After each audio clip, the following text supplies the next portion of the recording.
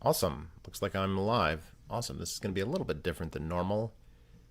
Obviously, there's a ton going on right now, and I'll make other videos about other stuff going on. But this is something that I've kind of been working on for a while, so I wanted to release it now. But maybe 3 months ago, somebody in the Communal Shower subreddit, and this is one of the things that I was most looking forward to when I started that, was somebody found information on there that I had not heard of before, and that was a series of books by this guy here, this Jesse Feiring Williams. Now, Jesse Williams, and let me, before I get too far, let me go ahead and post this on Reddit. Let's get the link.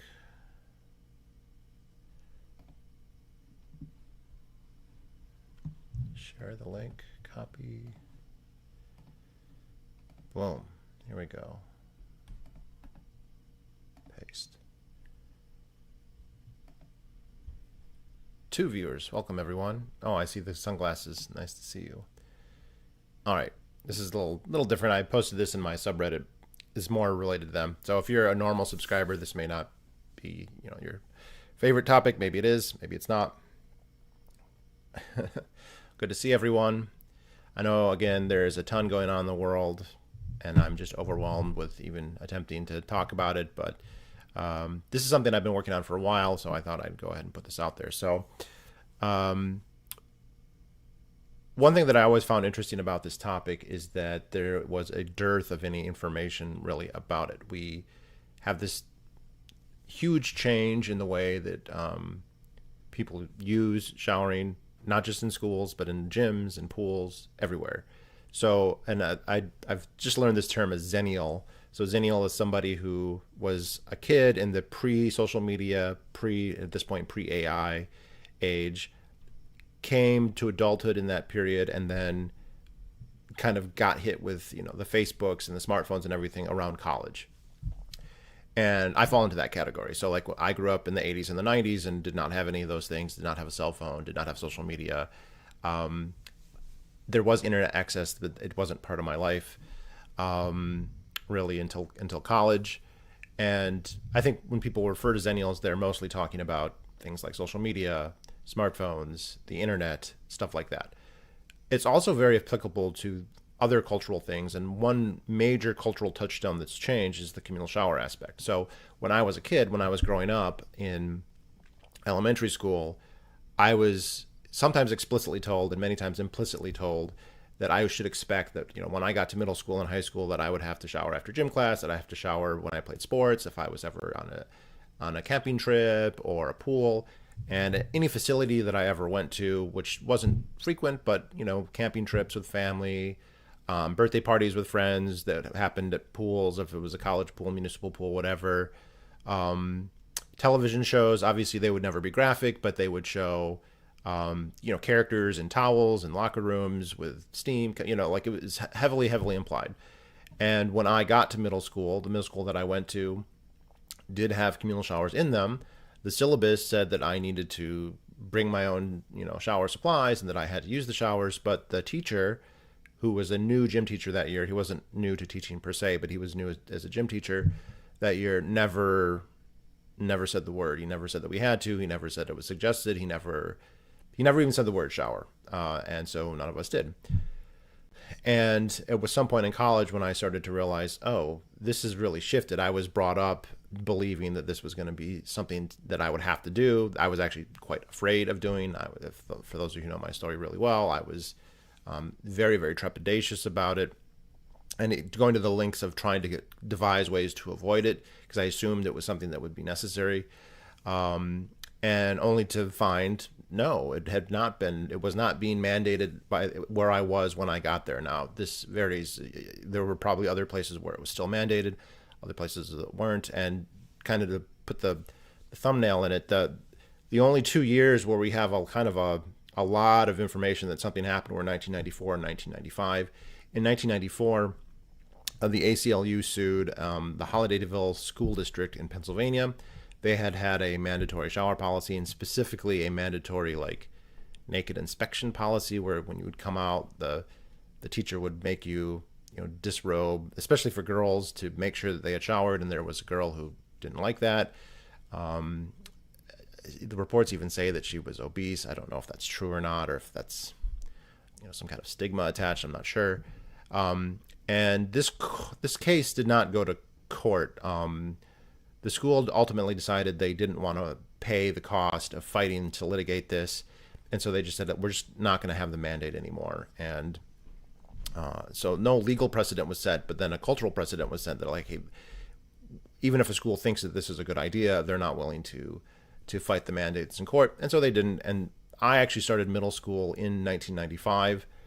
And there's a whole slew of articles, I think 3 or 4 articles in the New York Times, the Chicago Tribune, and the LA Times, all from 1995 and 1996, basically to the effect with titles like kids still sweat but they don't shower, things like that. Those articles don't have answers as to why this happened. They don't say, oh, there was a change in the law. They sometimes do, sometimes don't reference the Hollidayville case, but it's kind of questionable how much that case really mattered. But the other thing to note about that is that this was a widespread noticing of a trend that had already happened. And so, the decline in the mandates probably predates this, but we just don't have any data. So when I was in college, one of the first things that I started Googling, other than downloading free Dragon Ball Z episodes on Kazaa, was, hey, what's the history here? Was there a law change? Was there a new policy that was enacted at some point? Was there a new common wisdom or research that showed that you should have stalls and not communal, or that there's a higher risk associated with is there an explanation for a shift that had happened? Like, just, I was in the position generationally to notice this the most. People growing up now are just going to look at it like that's a thing of the past. It's an anachronism. There's stories of Gen Z people asking, like, is this a Hollywood trope? Because it's still depicted in movies and in old media, obviously. But for most people, and this does vary actually, but most people who are Gen Z or even millennials, it depends on the millennials. It's kind of half and half, but like, this seems like an anachronism, something that they never, like, they're not even sure if it was ever real. But if you go back far enough, then obviously the baby boomers, and even before the baby boomers, this would have been totally, no questions asked, totally standard, unremarkable in every way. So one thing that I found very frustrating is that there just wasn't information about this. There weren't any books about it. There are no history books about it. You can find history books about gyms. You can find history books about the YMCA. You can find articles like the ones I noted, but there wasn't a ton. So maybe 3 or 4 months ago, somebody posted about this guy. So Jesse Freeman-Williams was a longtime academic at the University of Columbia, and he published a lot, actually. I think he has something like 41 books that he published.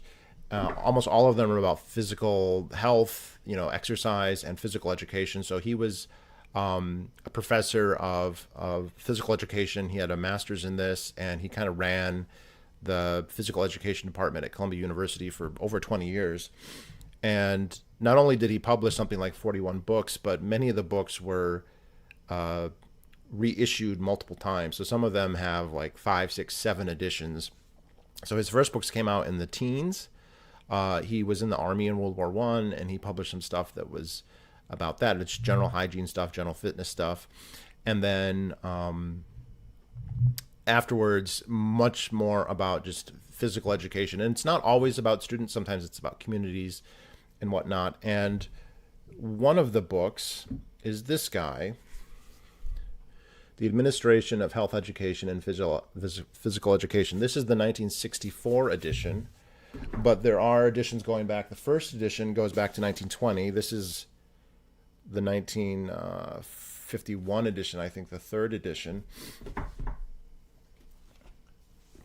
And these were, what's interesting about these is that they're not just about showers, obviously. They're about a comprehensive physical education program. So they have, like, should you have lockers? What kind of lockers? How do you manage the codes? What kind of floor should you have? What kind of game should you play?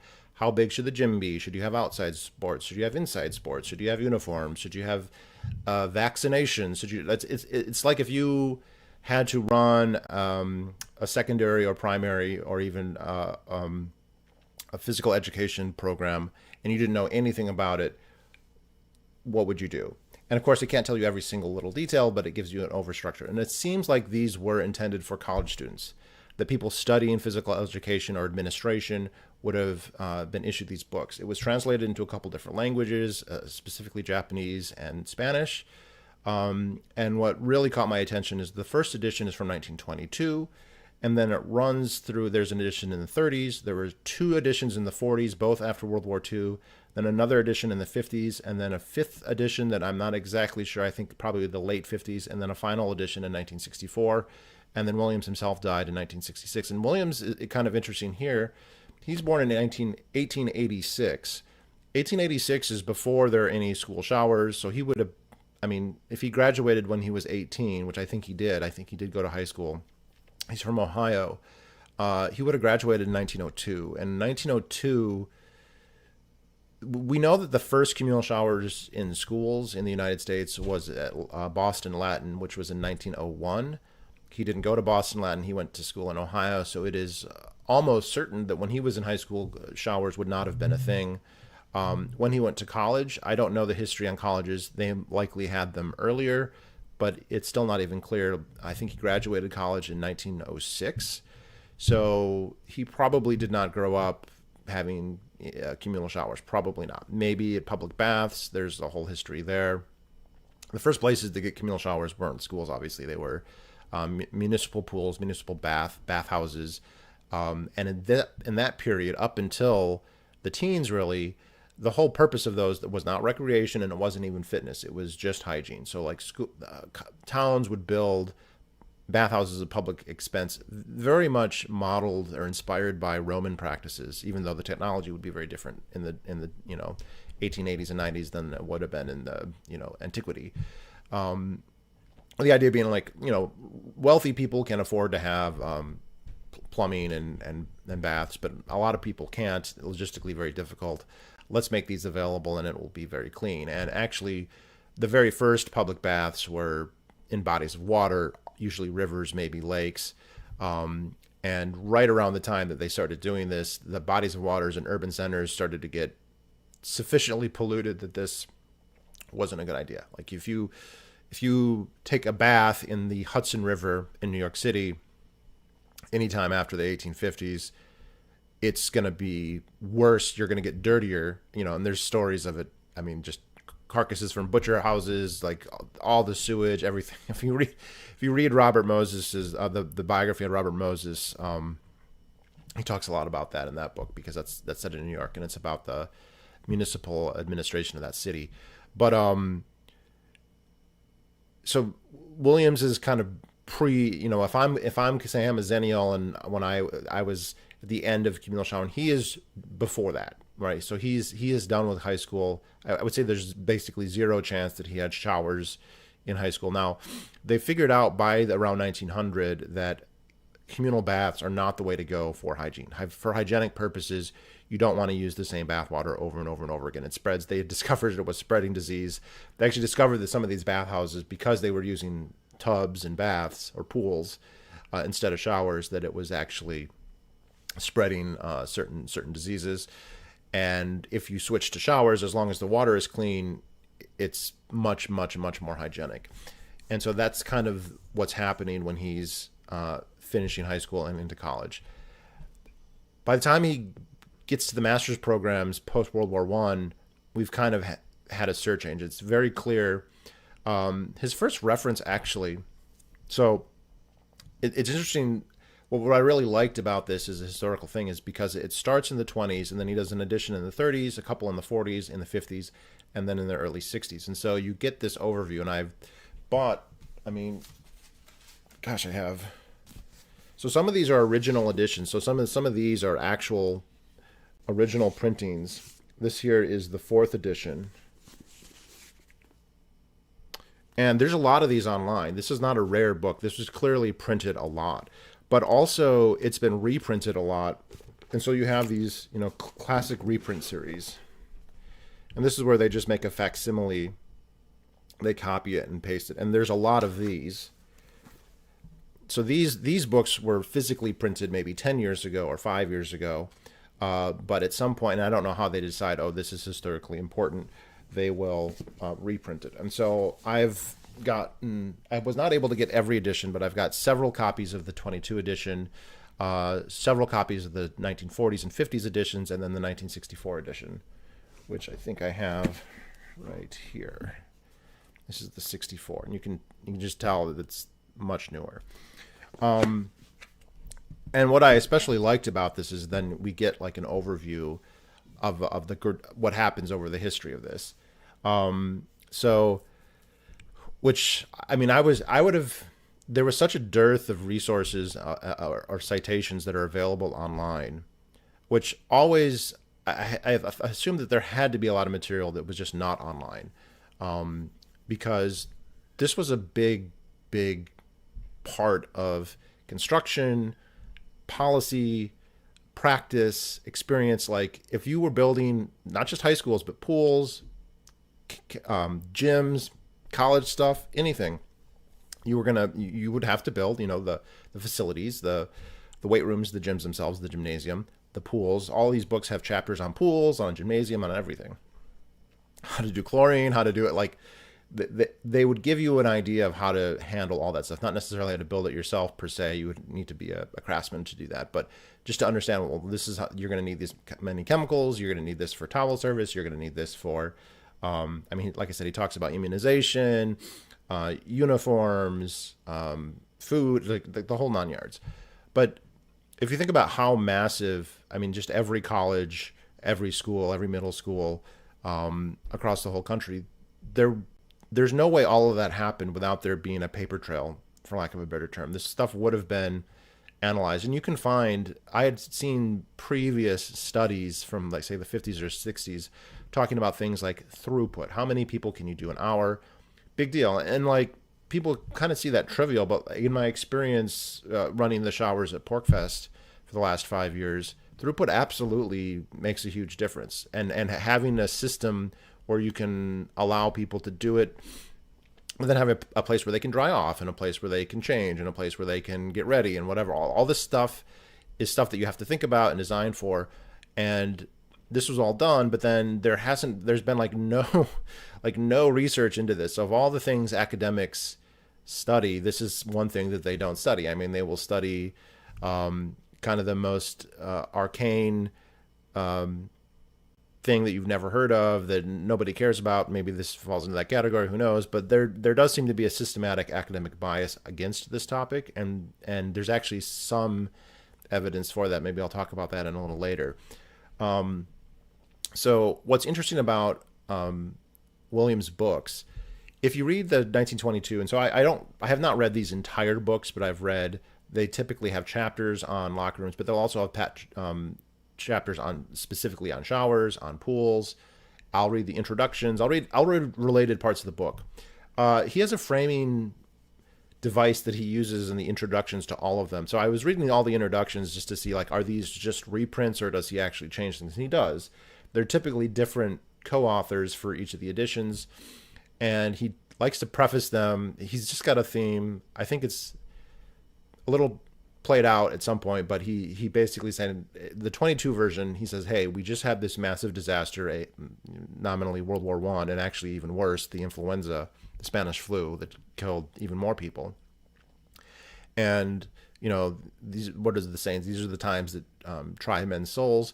This idea that, like, this was a really bad time, and now we need to get our shit together, and physical education is really important. He believed not in dualism, but that that the mind-body is one thing, and that there's no contradiction or clash between mental excellence or scholastic ability and physical ability. He considered them very linked, and that they were complementary to each other.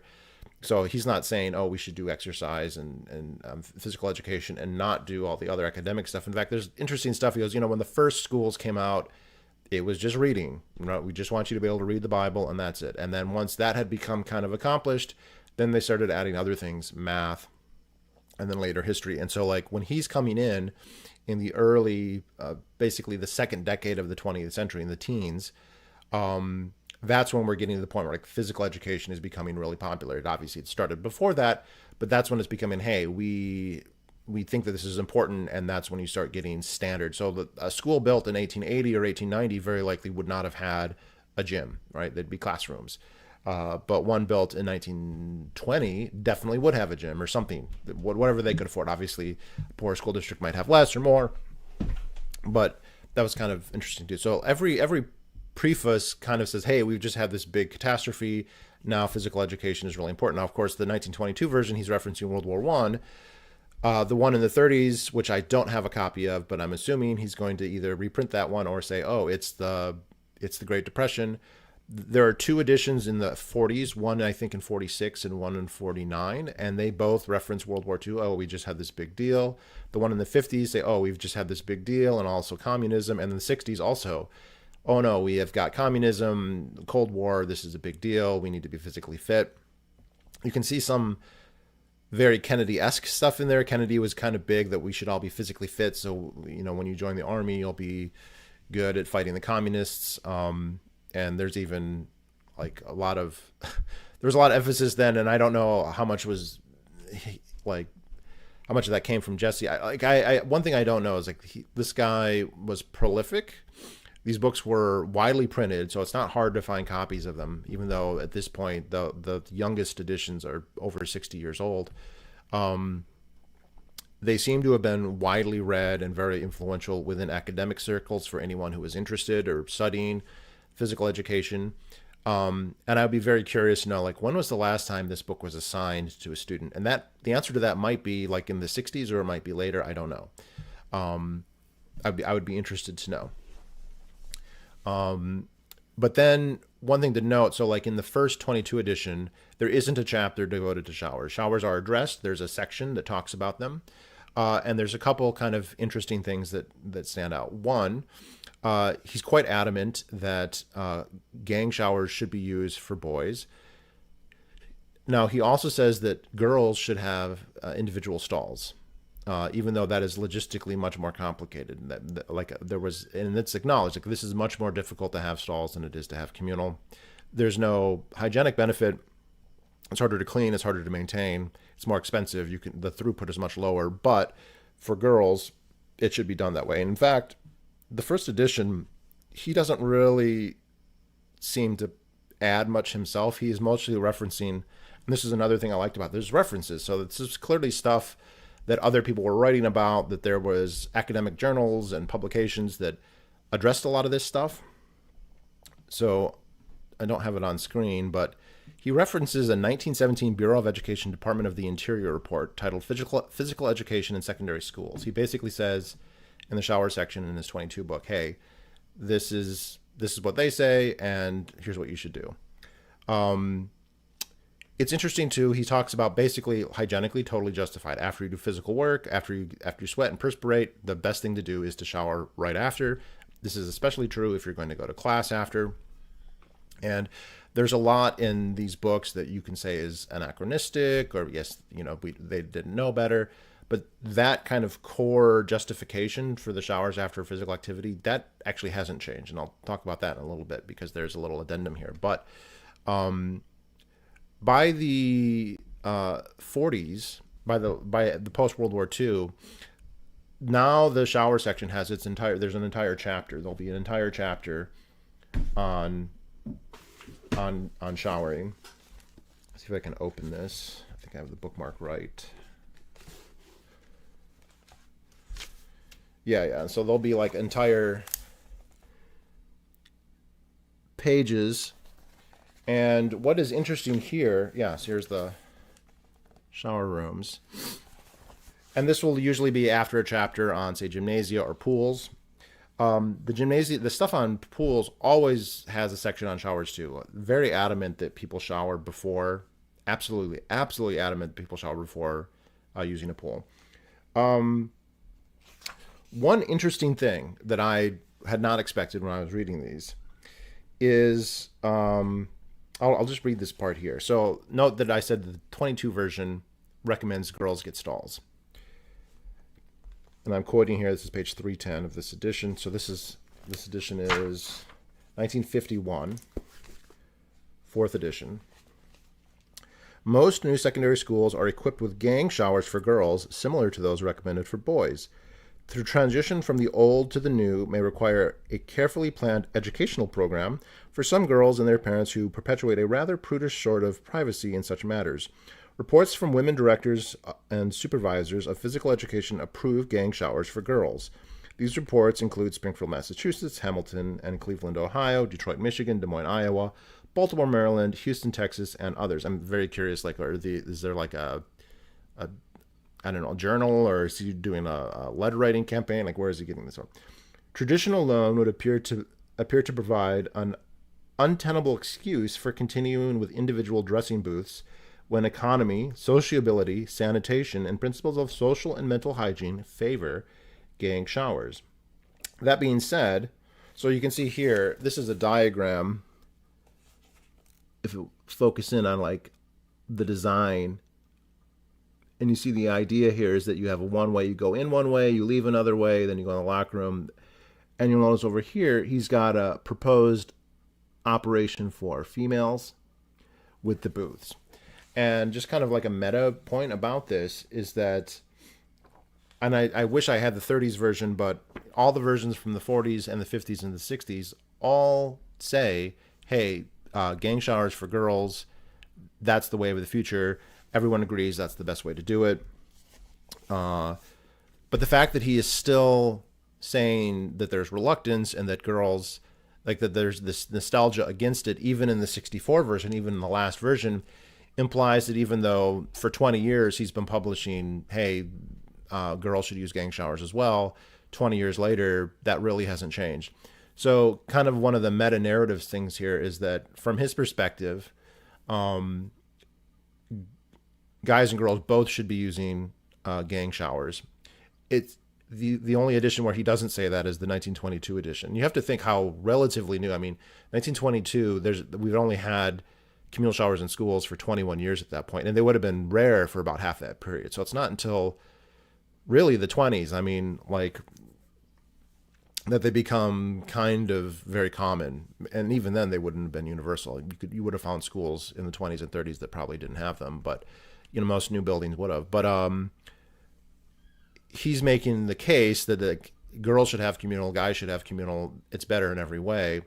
But he's still having to make the case for girls to make the switch in the 60s, which kind of implies that switch has not happened.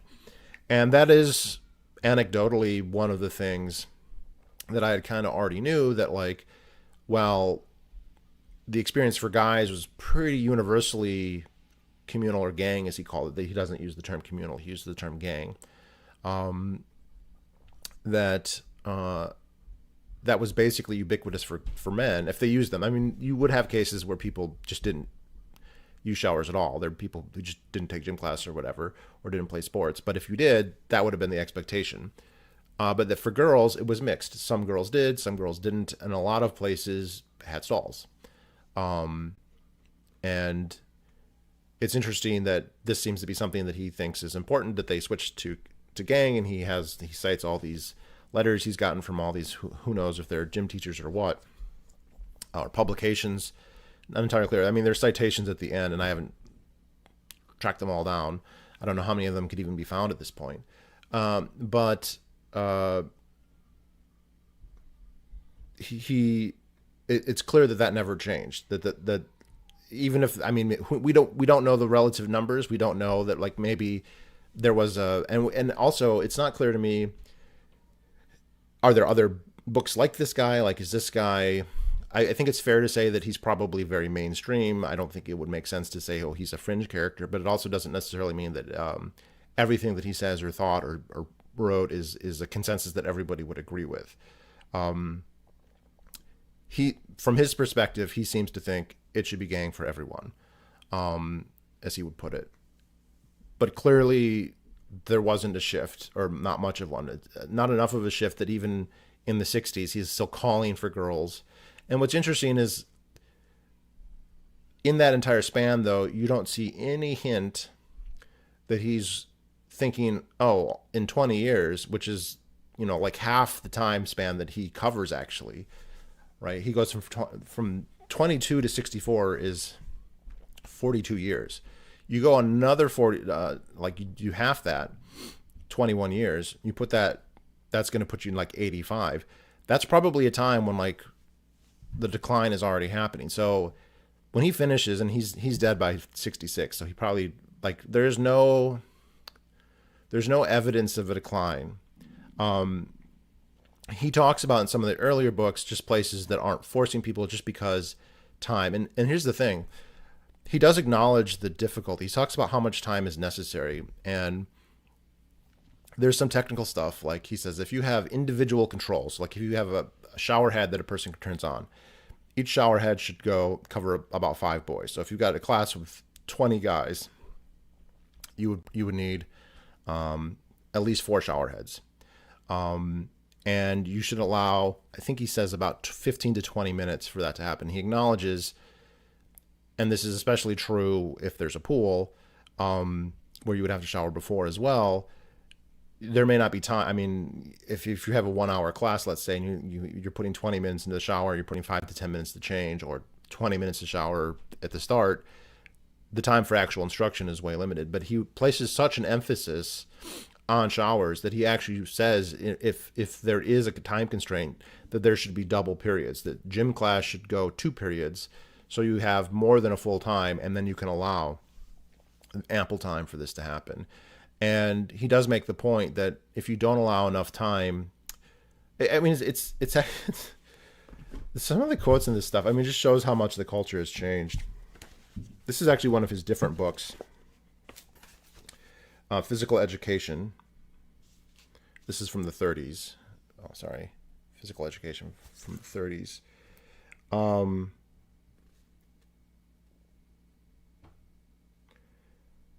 He basically says,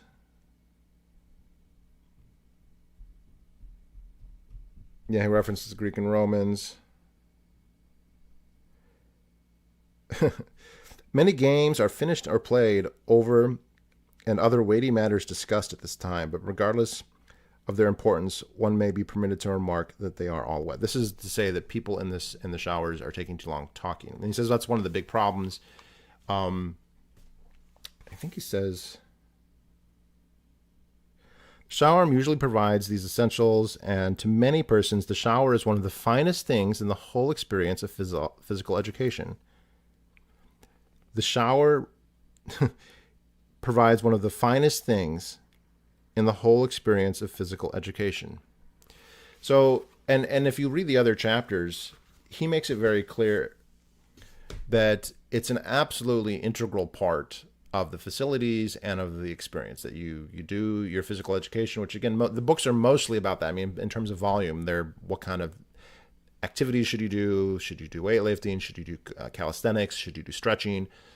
All that kind of stuff. What can you do? What are your options given certain price points and certain things? There's all kinds of stuff about the material you should use. Should there be ventilation? How much? Should there be lighting? How much?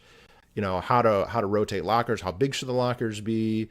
The types of, you know, all that kind of stuff. All the nitty gritty, or enough nitty gritty that if you didn't know anything, you could read the book and you kind of know something. But that the showers are an absolutely integral part. That you do the physical activity, then you do the showers for hygienic reasons, for social reasons. Very interesting. It's always paired for social hygiene, physiological hygiene. That this is the way to go. Now, what's interesting is when I was searching for this book, I also came across this book, and you'll notice it's got the same title. But this is from 2017. This is a much, much more recent book. And this is not, I mean, Williams has been dead at this point, and it's not clear to me if the authors of this book named this book after the earlier book. There's enough of a time between, and also the name is so kind of generic that hypothetically it could just be a coincidence. But I wanted to buy this just to kind of see, well, what did they say? And first of all, they don't have a chapter on showers. They don't have a part on showers. They have a chapter on facilities. I just want to read one little bit. I had a bookmark on it. Let's get it.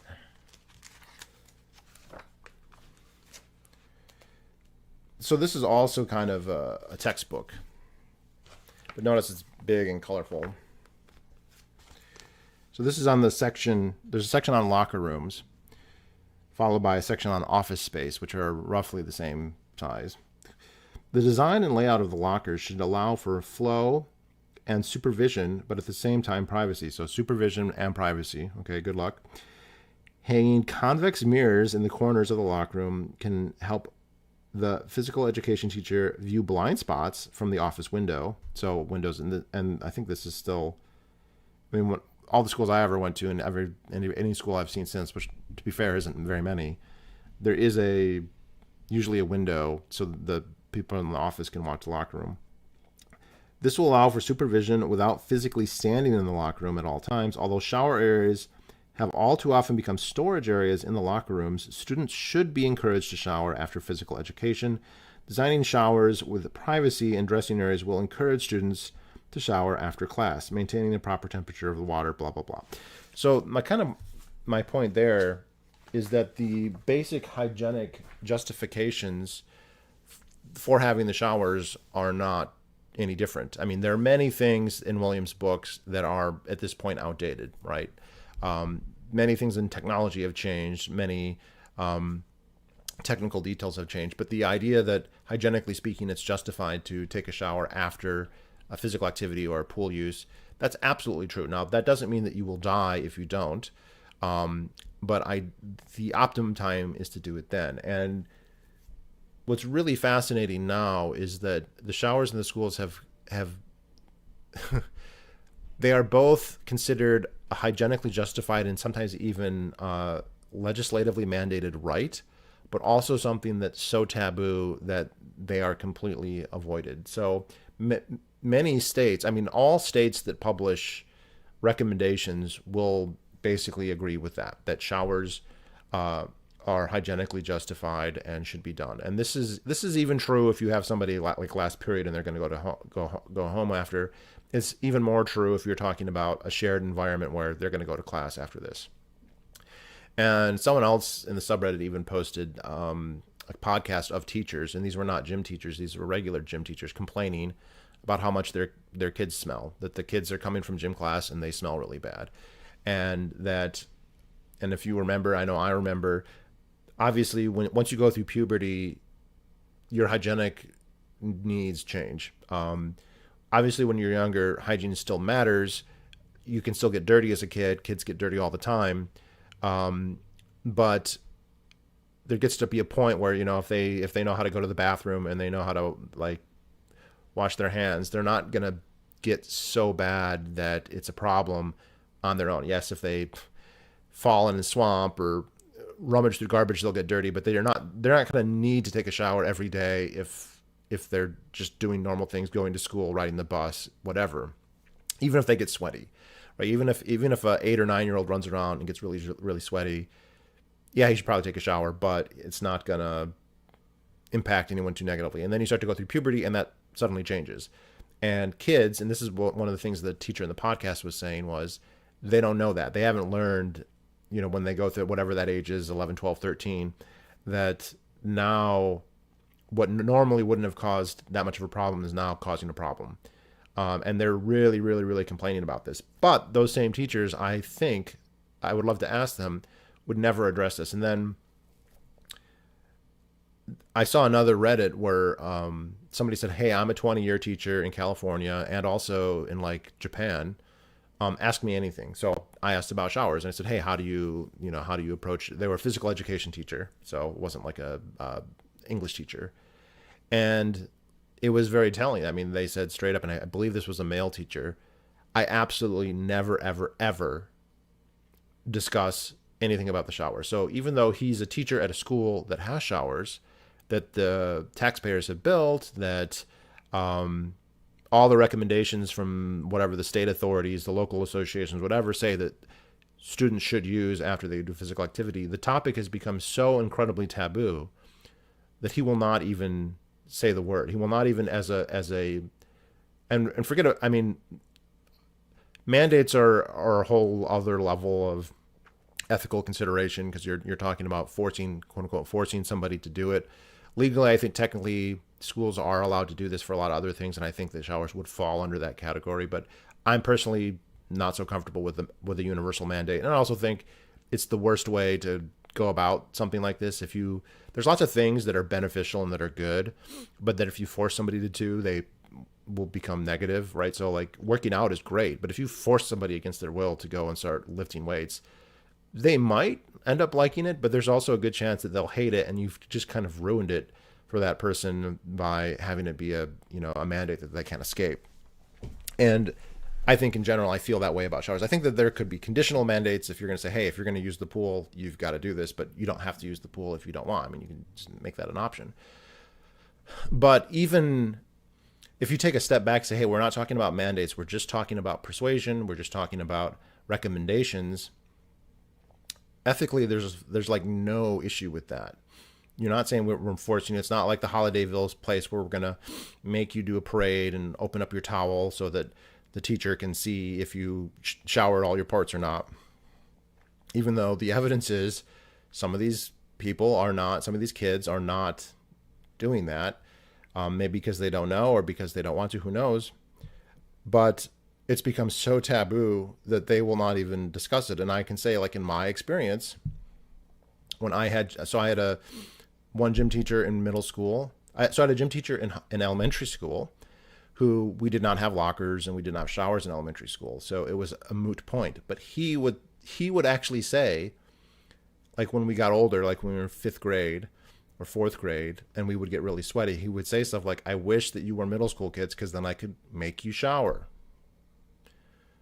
And today that would be coded as extremely, just totally inappropriate to say. And to be fair, this gym teacher did actually say a lot of things that were just straight up inappropriate for other reasons. Like he was super racist. Like some of the stuff he would say, super sexist. But I think it was meant as like, you guys actually do need to take a shower after, what we just did. We ran around outside in the hot sun for 30 minutes or whatever, and everyone's worked up a sweat. And now we're going to go and have like reading class or whatever. And I remember him telling us, like, I wish that you guys were middle school kids because then I could make you shower. And when I got to middle school, they did indeed have communal showers. The syllabus in gym class said that we had to take showers and that we had to provide our own material, which is something that, by the way, Williams talks about a lot about how it's cheaper to do that, but it also means it likely won't happen. So he recommends having towel services and whatnot. And that does add a whole logistical kind of order of magnitude complication to this, because then you start, who's going to run the washers and dryers? Are we going to pay a third party service? Blah, blah, blah, blah. Like it's a whole thing. But my 6th grade year, I didn't actually take gym class. There was a gym teacher who had been there, I think, for 35 years. And I think that he was requiring kids to shower, but I did not take gym class my 6th grade year because I got tricked into taking a math class that I shouldn't have taken. But then 7th grade, that gym teacher retired. And he wasn't a new teacher altogether, but he'd not been a gym teacher before, became the new gym teacher. And even though the syllabus was the same, it was a Xerox copy of previous years, and it still said that you had to take a shower and you had to bring your own stuff. And I read the syllabus, so I brought a towel and all that stuff. And he never even said the word shower, not once. Not you have to. I just imagined he was going to blow his whistle and be like, hit the showers. And I wasn't sure if he was going to check or what, but like, that's what I assumed was going to happen. And not only did he not say that, he didn't say, hey, this is a good idea. I'll give you some extra time. Nope. And when I got to high school, a couple of years after that, that was also relatively, he wasn't brand new my first year or anything, but I don't think he'd been there more than 5-10 years. He also never, ever said the word shower. We had a new facility. This was a high school that had been completed in 1998 or 1999, and it had large communal showers in it. As far as I know, it still does. And they never even said the word. And to be fair, they didn't give us the time. They usually let us out about 5 minutes before, which would have really, really been pushing it. I think it not totally impossible, but very unlikely. It certainly wouldn't have worked for everyone. Maybe if one person wanted to jump in or whatever. And that was, so nobody did. Nobody in my gym classes ever took showers. Occasionally people would turn on the water and get their head wet or whatever, but they wouldn't get naked and they wouldn't do like a full body. Teams were different. Team sports were still kind of, I don't know if the coaches were making them or if it was just culturally passed down, like, grade to grade, but still very common in those situations. And I think that has, depending on the sport and depending where, that's still something that still happens. But like, these universal mandates are gone. But even just giving the time, that's gone too. And another thing that I asked this teacher, who really, I mean, clearly, I mean, they said ask me anything, but it was obvious they weren't comfortable talking about this topic, even though I wasn't asking anything crazy. I was like, well, what's the policy? What's the procedure? How do you handle it? And I did ask, well, okay, so a lot of facilities do have stalls now. Do you notice that facilities that have stalls where they've allowed for more privacy, which, essentially is the problem, do people shower more when there's stalls? And the answer is no. Like, it's gotten to the point where even just having stalls, that's too much exposure for most people now. And even and the threshold is like, if you have a class of 20, 30 kids, there's actually probably a couple who would actually be totally cool with this, but they're not totally cool with it if they're the only one or one of two or whatever, because then they're the outlier, they're the unusual, whatever. And so they're not even going to do it, even though they'd be willing to. And people are so nervous about this that giving them a stall is not enough. And you would have to also just allocate far more time for stalls. The architecture of stalls, it really doesn't help, because it's telling people nudity is bad. Anyone seeing you naked or you seeing anyone naked is really, really bad. That's why we have a stall, to protect you from something that is apparently like dangerous or harmful, at least. But if that is the case, then why risk? Because, what if the door doesn't shut all the way, or what if there's a crack in the door, or what if you forget your underwear, or what if, there's this whole litany of things. Even though with stalls, you can make it work where like you're not, no one's going to see you naked, like usually, typically. But just the chance is too high and the time isn't there. And so what's happened is we now have a situation where schools are spending a lot more money to build stalls, but they don't obviously I'm an advocate of communal showers, but like, the argument can be like, well, hygienically it's better that they take a shower than not. Totally agree. And if you build stalls and you build enough of them that like, hey, everyone could get this done, isn't that better than nobody doing it? And the answer is yes, absolutely it is. But it's pretty clear that that's not actually happening. The shift to adding the additional privacy, by emphasizing the privacy, lowers people's threshold of what they're willing to tolerate even more. And so you just end up spending more but getting less, which is kind of the meta narrative of schools anyway. Like, that's what schools do. So yes, the book is the series of books, really, they're best taken in totality. Is very interesting. He takes it for granted that this is justifiable. He doesn't feel any discomfort talking about this, and this is another very interesting thing on this topic. The taboo part. I mean, when I asked this teacher, this Ask Me Anything, about the shower policies, and I wasn't asking like, well, how many kids did you see naked, and what was the biggest dick that you ever saw? Nothing like that. What's the policy? What's the practice? How do you address it? How do you address? And they did mention, well, in East Asia, it's different. Standards are different. There's a different kind of vibe in East Asia, which I think is a consistent thing that a lot of people would say. But absolutely, I never talk about it. I never bring it up. No discussion ever. Wow. Okay. And we do have like, there have been cases in California where students have sued the school because there were things stored in the shower room and they couldn't use them. And they said, I have a right in the school. Yeah, you have a right. The schools, that's why they make them handicap accessible and all this stuff, because it's a right that if you're not provided that, if the school isn't giving you those or allowing time, that's a violation of your rights, which I don't agree with that. I mean, I don't think you have a right the whole having taxes for the schools is something that obviously I don't agree with. But like, The on the one hand, it's a right. The school they're not going to, they, even when they build brand new schools today, they don't not put showers in them. They put, if they put them at all, they'll be much more expensive, even though they'll have fewer of them. They'll make assumptions about throughput that are minimal. They just assume, hey, our football team's not going to be using this en masse. Our basketball team's not going to be using this en masse. Our gym classes are not going to be using this en masse. We're going to put one or two or three shower heads with stalls in case anybody wants to say anything, and they say, hey, we provided it. But they're basically telling their students, this is not something that you should do.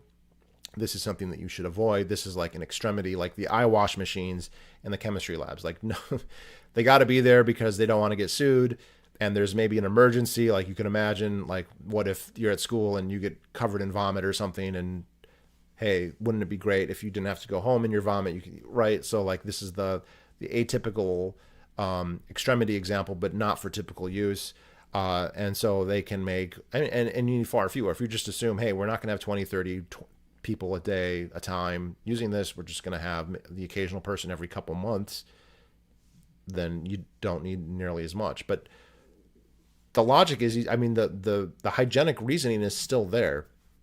And I would say at this point, with the body dysmorphia issues we have and the lack of confidence that people are experiencing, that it's actually a palliative for those things. It's not a cure. It's not a panacea for everything, but it's a palliative. It helps. The fact that we've moved away from that, I think, is actually contributing to a lot of these problems. It's not the only thing that's going into it, obviously, but it's obviously contributing. And let's see, there's one other thing I wanted to mention. Let's see what some of your points are.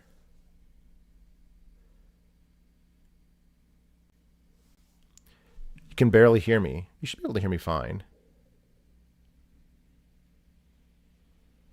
I wonder if Putnam's Bowling Alone mentions something about the decline of communal showers, their disappearance. No, it definitely doesn't. I've read Bowling Alone, and he never talks about that.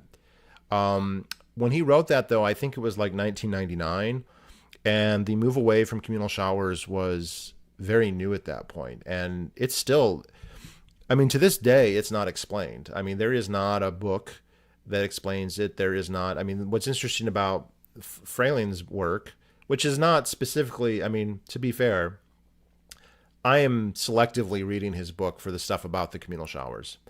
They're not about that. It's about the totality of physical education and exercise and all that. And then they have sections. I mean, he considers it a very important part, like an integral part of that apparatus, logistically and experientially, but he's not focused on that. It does then give you a bellwether, like this is where things were at.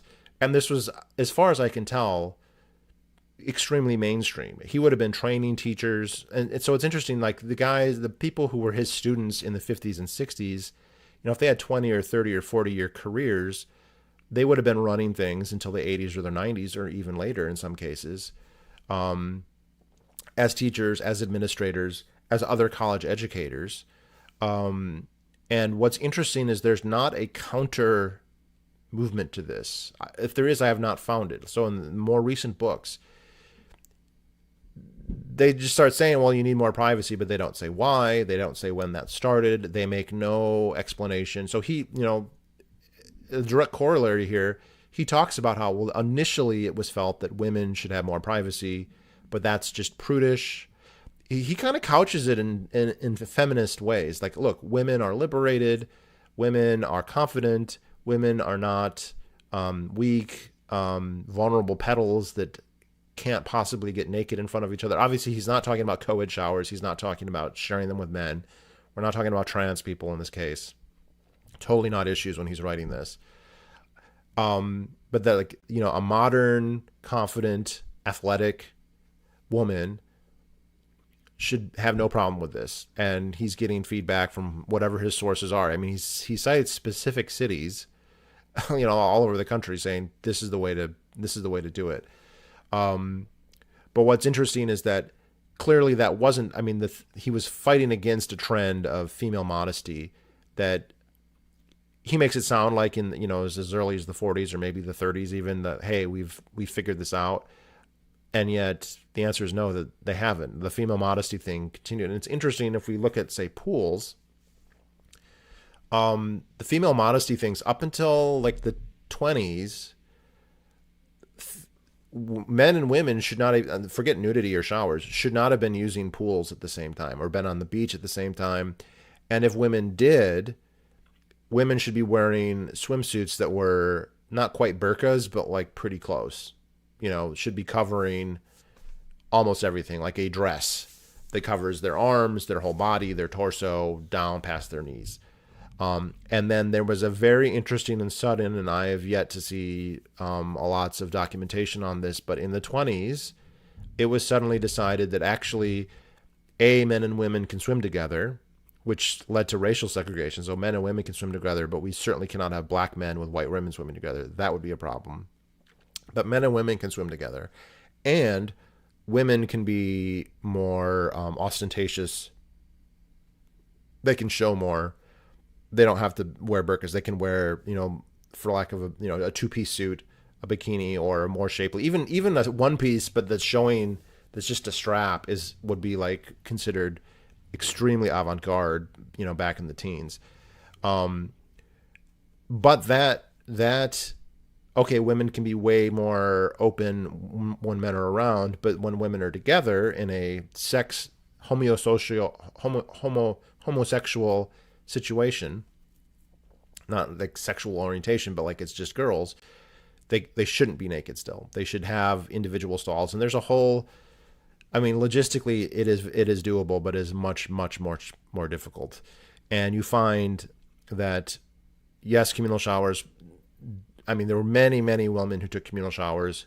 Communal showers for girls definitely were a thing, but never to the extent that they were for guys. And the other kind of tail end of this is the Title IX reports. So it's been forever, but there was when Title IX was passed in the 70s, there were major problems with adherence issues because you had thousands. I think there's something like 15,000 school districts. There would have been more in the past because there's been a lot of consolidation, even though the population is more now. And they just weren't built that way. It was more traditional. Women's sports does go back a ways, but it was not that popular, for most of the 20th century, certainly prior to Title IX. And you might not have a girls' locker room, or you might have a girls' locker room that was very small, or didn't have showers, or didn't have bathrooms, or they didn't, and there was no expectation that all these schools would instantly change. And so there was this researcher, I forget her name. I wanted to interview her, but she died before I found any of this. But she would basically go to schools and tell them, these are the things you need to change to be in compliance with Title IX. These are the infrastructure changes you need to make. These are the things that are not in compliance that you will need to make sooner or later, the next time there's a bond issue, whatever. And what her criteria was. And so she talks about like, well, if the student population is 60% male, it's okay if the male locker room is slightly bigger than the female locker room because there's more males. But if there's parity, then they should be the same size, that sort of thing. And there's a report. Then she correlated all of everything she learned, everything she knew. And she said that she made a report to the Department of Education kind of summarizing this. And she talks about how it is unfair. It is a stereotype that boys need less privacy than girls. That if girls have stalls, guys should have stalls too. Now, the logic, first of all, the assumption that guys and girls are identical in this regard, I think shouldn't just be assumed. But even if you did assume it, why is the argument not that, well, if guys can have gang showers, like Jesse Freeman Williams would say, then why not girls have gang showers as well? Why is the assumption that the privacy is the correct? And I think the fair answer to that is likely in this woman's experience. And she was a female athlete. She was a feminist activist as far as athletics go. She became an academic in this. Again, I wish she had lived and I could have maybe asked her some of these questions, but I think she died in like 2008. But it seems like probably in her experience, she probably had stalls most of or all the time.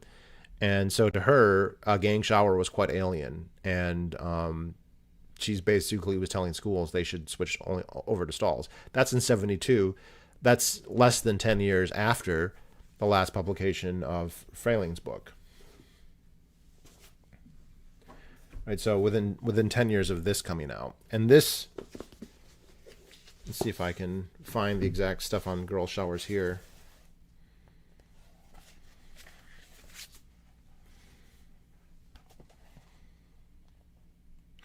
And there's stuff about like individual control, or central control. So central control is, the teacher turns on the showers and all of them come on at once, and then they turn them all off at once. It saves water and time.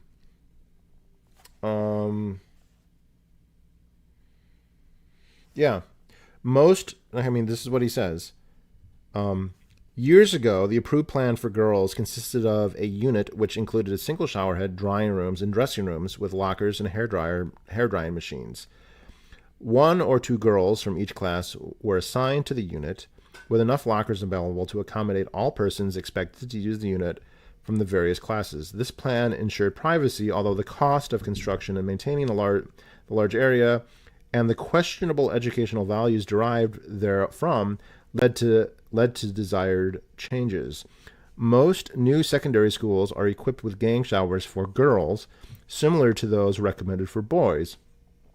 Transition from the old to the new requires carefully planned educational programs for some girls and their parents who perpetuate the rather prudish sort of privacy in such matters. Generally, women teachers and supervisors of physical education approve gang showers for girls, with approximately 2 to 5 individual showers and dressing cubicles to meet certain individual needs. So even here, there's a little bit of 1 or 2 stalls for some girls. Tradition alone represents an untenable excuse for continuing with individual dressing booths when economy, sociability, sanitation, and the principles of social and mental hygiene favor gang showers. And this is for girls specifically. So, the way he writes it there, and who knows how accurate this is, he says most new secondary schools. But I'm wondering if the woman who wrote the 10 years later, if she was already out of high school by then. Okay, so what do you know about co-ed showers? Did they ever exist in the U.S.? What about worldwide? That seems completely unimaginable to suggest today. So I have not specifically studied this. Based on what I've read, I think that would be highly, highly taboo.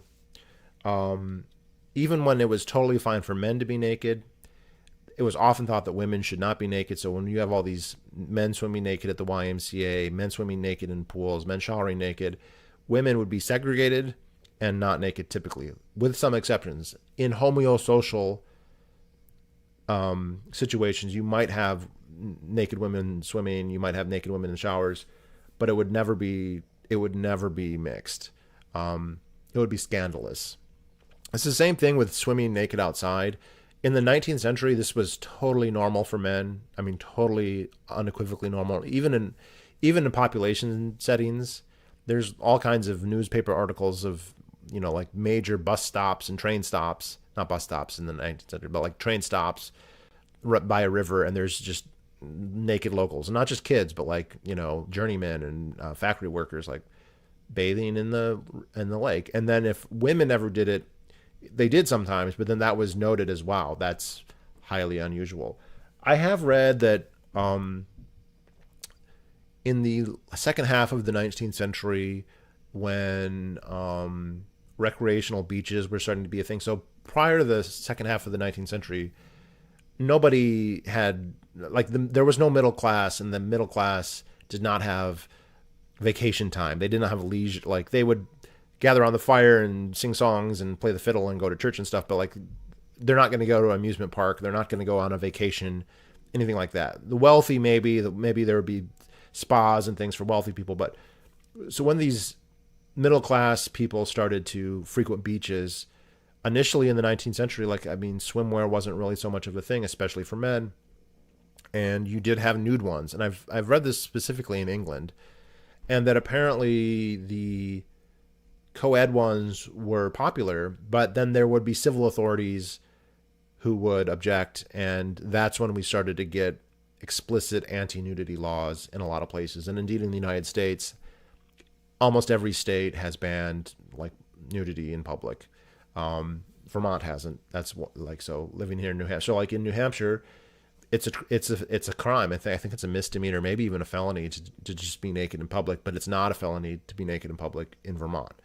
But most of those laws trace themselves to the 19th century, and specifically to the growth of recreational beaches that were nude for the most part. And then you start having social Victorian social reformers who objected and lobbied and got laws passed at the municipal level or the state level, or depending on what, on the federal level. That's in the United States. In England, it would have been a slightly different. I've been to Germany, and that was very interesting because I went to a spa, and it was so like you had to be naked in the sauna, you had to be naked in the pool, and it was co-ed, so it was men and women. The locker room was co-ed. The showers were separate. That made no sense to me because there were showers in in the sauna area that were not co-ed. And then there was like one segment of the park. It's a really great park. It's called Therma Erding. If you ever go to Munich, it's close to that. Therma Erding in Munich. They had one area that was just for women, but typically it was co-ed. So in Europe, and with like a lot of the sauna culture stuff, that's more acceptable. Or there's in Eastern Europe, I mean, so you're not gonna find somebody who's more harsh towards the DDR than me. But like one of the things that they did pride themselves on, they called it FKK. I forget what the acronym stands for, but basically you can be free naked or whatever. And so, but it's not just in East Germany, it's in West Germany too. So I think that, and when I've run pork showers at Porkfest, the first 2 years I ran pork showers at Porkfest, they were communal and they were co-ed, and we had men and women and trans people and everything, and didn't really have a problem with it. I do think that most people are not comfortable with that, men and women. I think most men would prefer when they take a shower to not have women around, and I think most women are the same way. That was actually something for those of you who know, I track the demographics of pork showers very closely. Every single person, every single shower, I don't track their name, but like their age, if they used them before, did they come in a group, all that stuff. And after 2 years of doing it co-ed, I got a second shower floor and split it so that it was guys and girls had their own space, and the total numbers went up a lot. They more than doubled, but the ratio stayed the same. It was 3 guys for every girl. So that was really interesting. I would have expected the ratio of girls to go up relative to guys, and it didn't. So I think I believe in the freedom of association, and I think there's plenty of situations where that's fine and that's not a problem. And I've taken, these spas I go to in Germany, it's not a problem. I mean, I'm totally gay, so I'm not gunning to see the girls there, but it doesn't really hurt anything. But I also can imagine a situation where you wouldn't want that. You probably don't want teenage boys and teenage girls taking showers together. Probably not a good idea, or middle school, right? So, yeah. Like you can imagine lots of scenarios where it's like, yeah, that's maybe not a good mix. There's sometimes where it's fine and sometimes where it's not fine. Legally, there's no law against it. I mean, like if you want to open a Korean spa in the United States and have it be co-ed, that's perfectly legal. Like I don't think that's a crime. If it is, then I just admitted to one on camera, but I don't think it is. It's just socially would be heavily, heavily frowned on in most places. But again, it varies. And here's the other thing that my mind wandered and I forgot about. This entire issue is interesting in many ways, but one of the ways is that it is not coded left-right, and people on the left and right react very differently. So there's people on the right who support communal showers and favor them, and there's people on the right who hate communal showers and are against them, and there's people on the left who support communal showers, and there's people on the left who hate communal showers. communal showers and communal nudity do not fit into the planks of either side. Neither side is, I mean, you've got issues like gun control, abortion, healthcare, war, and where these issues, you can kind of put them in baskets and be like, okay, yeah, a left-wing person's going to react this way, a right-wing person's going to react this way. The communal shower thing and the nudity thing does not, it totally breaks that in a way that very few issues do. There's very few things that draw dramatically different reactions from people. So if I'm proposing communal showers to a conservative crowd, some of them might go, okay, this is the way it used to be. This is what the military does. This is what, teams do. This is what Tom Brady would do. This is what, my parents would have done. That's what the boomers would have done. So it's good. Or they could say, this is some avant-garde, sexual kink, and that communal showers are in some way similar to, say, a cross-dressing story time at an elementary school. There's something deeply transgressive and inappropriate about just nudity in general, right? So that's what a right-wing person, I mean, it could be either extreme. A left-wing person, exactly the same. A left-wing person could say, I'm a hippie. I believe in freedom of expression. Nudity is freedom of speech. It's the First Amendment issue. It's good for body positivity. It's being one with nature, right? So like Vermont is one of the most left-wing states, and they don't, or you go out to like Oregon or Washington State or California, like, oh, that's definitely a thing. Or they could say, this is toxic masculinity. This is the patriarchy. This is like the jock, all the football players, they did it, but like I'm a leftist. I'm a highfalutin. I went to college, and I know that that's just barbaric tribalism, and it's even worse. And I think this is where most people on the left fall today, although not always. Was if something makes you uncomfortable, it is bad. I mean, like, just full stop. Doesn't matter if it doesn't actually harm you. It doesn't matter if it's one of those situations where like you can overcome an insecurity and become a better person. If you don't want to do something, if it makes you uncomfortable, whether it could be anything. I mean, public speaking, playing a sport, or taking a shower, then it's bad. So it completely short circuits, and Porkfest is a great example of this because Porkfest is crazy in the stuff that happens there. I mean, there's drug use, there's gun use, there's anarchism, there's Zionism, there's anti-Zionism, there's pagans, there's Christians, there's everything. Child labor, sex work, everything. I'm not saying child labor with sex work, as far as I know. The nudity thing totally breaks it. A lot of people tolerate. A lot of people at Porkfest are like, not my thing, but I will tolerate it. But there is a substantial minority, I would say. I mean, it's a minority, but it's not small. It's not tiny. That absolutely cannot handle like public, and this is co-ed, intersexual nudity. Now those people will tolerate the communal shower setting. So there were body freedom nudists at Porkfest for the last couple of years. That generated enormous controversy. It was the most controversial thing by far. The communal showers were not so much, but I mean, plenty of people are not going to use them. They're not going to be comfortable using them, but they're not going to boycott them or anything like that. So, yeah, it is interesting that sexual liberation and becoming way more explicit in what's on television and what's on advertising, that stuff has not translated into openness with nudity. In fact, it's actually gone the opposite way. So, and I reference, you got Vermont and you've got, the left coast. They're into hippies, they're into nudity. But the state that seems to have the most communal showers, that seems to be where it's the most ubiquitous to this day, is Utah, which is the most conservative state in a lot of ways. And so you also have a lot of like, hey, we're in Texas.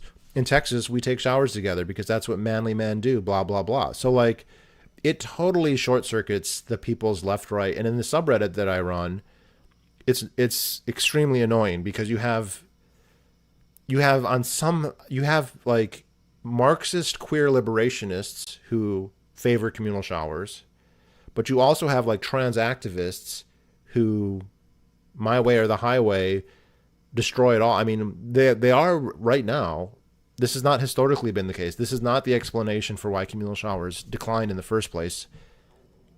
Please don't get it wrong. But today, it's trans activists going and saying the locker room needs to be trans accessible. And they don't typically say, and so therefore no communal showers. But then facilities administrators say we have to do something. What's that something we're going to do? We're going to get rid of the communal showers. We're going to have stalls only. Or in the case of Canada, for hockey, they just banned all showers, and it's totally asinine.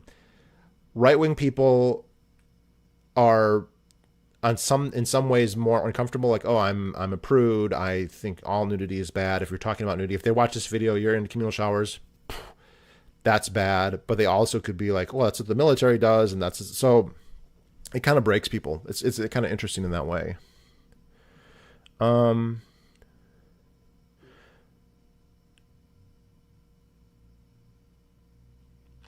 I believe with you that communal showers probably help alleviate body dysmorphia, though I suspect opponents would claim that the opposite happens. I want to marry you, thanks. Is pork showers going to happen this year? So, sadly, Porkfest is basically not happening at all this year. I mean, they're going to do a substitute event that is not like the original event. So, a little tea on that.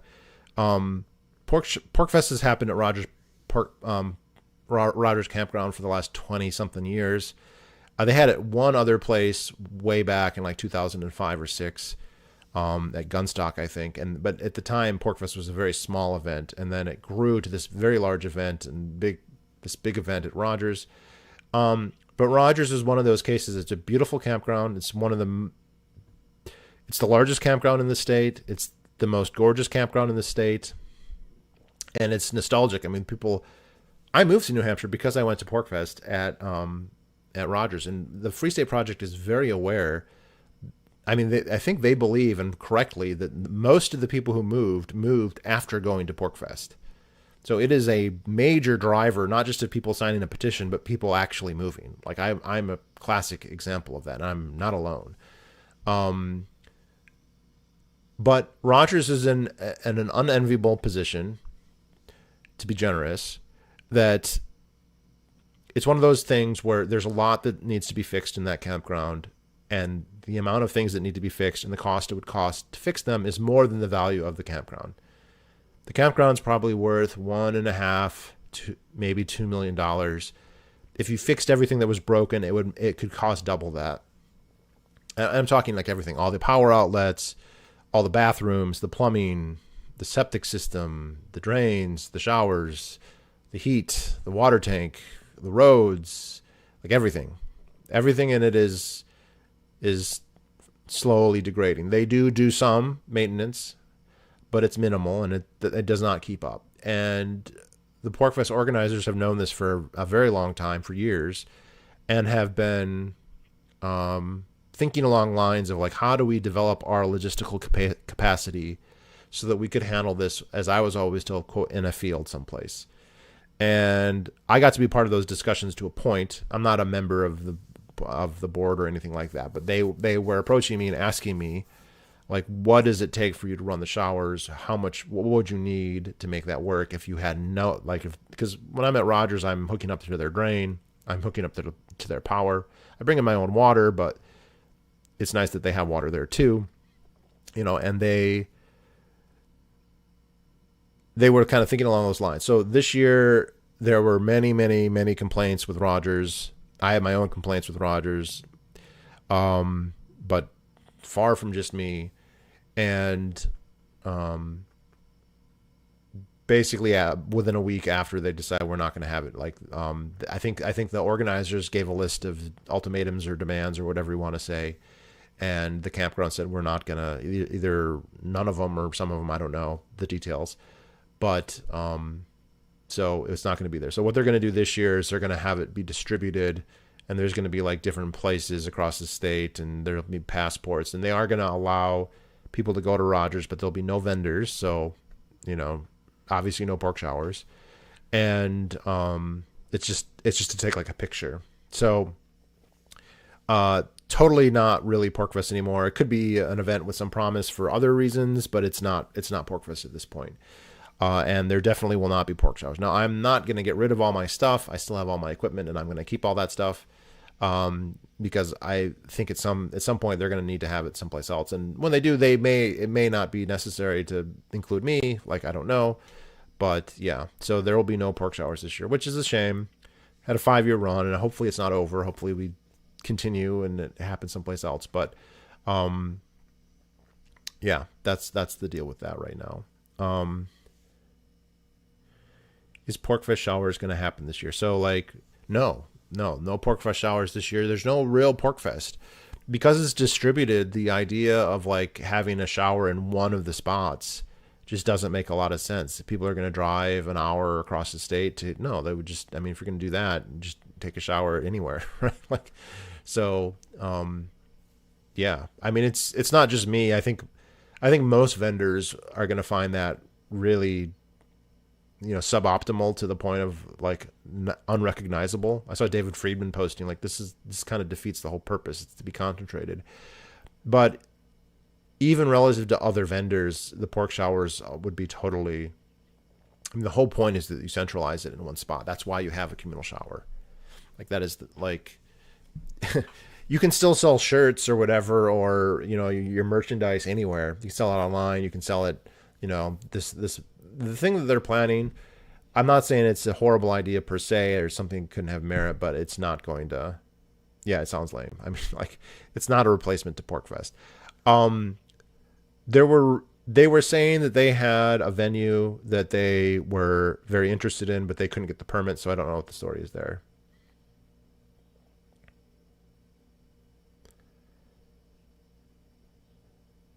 Yeah, but that was another thing is I met a lot of subscribers at Porkfest. I mean, it's not that I've never bumped into a subscriber just randomly, but like when I go to Porkfest, I always do. And specifically with the showers, I did have, and this kind of goes like my most, so running the showers there, it was very interesting. And one thing I learned is I feel like if you approach people and you just make the case, most people will listen to you. As long as you can make the case. If you can't make the case, it's like, well, forget it. But, people talk about the body image. And someone in the comments, I forget they mentioned the body image. When I asked that teacher and they were like, I don't talk about showers. Showers are just a no-go in terms of my conversations. They cited, hey, students are afraid of body image, so they're so worried about body image, they're not going to use communal showers. They're not going to use shower stalls. Like that's how bad it is. I think that the chances that a communal, so if you run it 1,000 times, yeah, you're going to have some people who are going to use a communal shower and get worse. But I think most of the time it's going to make somebody better. There was a guy at Porkfest who went for many years, and not this last time, but the time before, he came to pork showers, and he said, the shower facilities at Rogers Campground are they're too dirty, they're too cold, they're just not readily available, they're not reliable, right? You could go to use them and they could just be closed for whatever reason. And so he wanted to use pork showers. And so I gave him the tour and I showed him, the shower floor, the changing area. And I explained that they're communal. And he's like, okay, fine. Is the water hot? I'm like, it is. Is the pressure okay? And the pressure's good. It's not great. Like, it's not super hard, but it's more than enough to do a good job. And he signs up. He pays me. And then like an hour later, he comes back and he says, hey, I don't have to do it in front of other people, do I? Like, I can do it alone, can't I? And I said, well, hypothetically, you could end up being there alone, but like there's no, it's open. If someone else comes, and I would set time, so it wasn't open all day. Like if you come during that time, someone else comes, like, yeah, they're going to see you. And, it's kind of the luck of the draw. And there were, this last year we were sufficiently busy that if you were a guy, it was unlikely that you were going to get it to yourself. Not that it never happened, but it's unlikely. If you were a girl, you had pretty good odds of like having it to yourself. And he said, hey, I can't really do that. He's like, I've never done that before. I get nervous. I can't even use a urinal. Like if he has to pee and he's in a public setting, he has to go into a stall because he cannot urinate in a urinal. And I said, okay, I totally get it. And, if you decide that you can't, I'm not going to change my policy. This is the policy. I believe in this. He offered me more money. And I said, look, I mean, if you offered me, $1,000 or something, I probably would say sure. But like, I really am trying to encourage people to do this. And I say, think about it. If you decide that you can't, I'll refund the money. No big deal. And he thought about it. And then the next day he came, and when he arrived, there were people in there. He could hear them. And so he said, can I wait until they're done? Like, you can, I mean, we got operating hours. If you want, you can come anytime of those operating hours. It's fine. So first time he did it, he kind of went and there was nobody there. But just as he was leaving, more people showed up. And then the next day he came and it was kind of full. And I said, you should just go for it. And he did. And then he came out and he goes, you know what? That wasn't so bad. And that guy has never, I saw him a year later. He came back and did the pork showers again the next year. And he said he never had a problem with a urinal ever again. So like, I think that's much more typical than the counter story. And yeah, I mean, it was, and then I did have somebody who's in the subreddit came and was like, hey, and he was Mormon and he had a family. And he was like, I think that this is really, really important. And he goes out of his way to find places for his kids to use them. And, he was like, so it's, and then he said, but I won't do it if you have trans people. Like if you allow trans people, I will not do it. So like on the one, so you got like the right wing guy, and then you've got like the left body. It's tricky.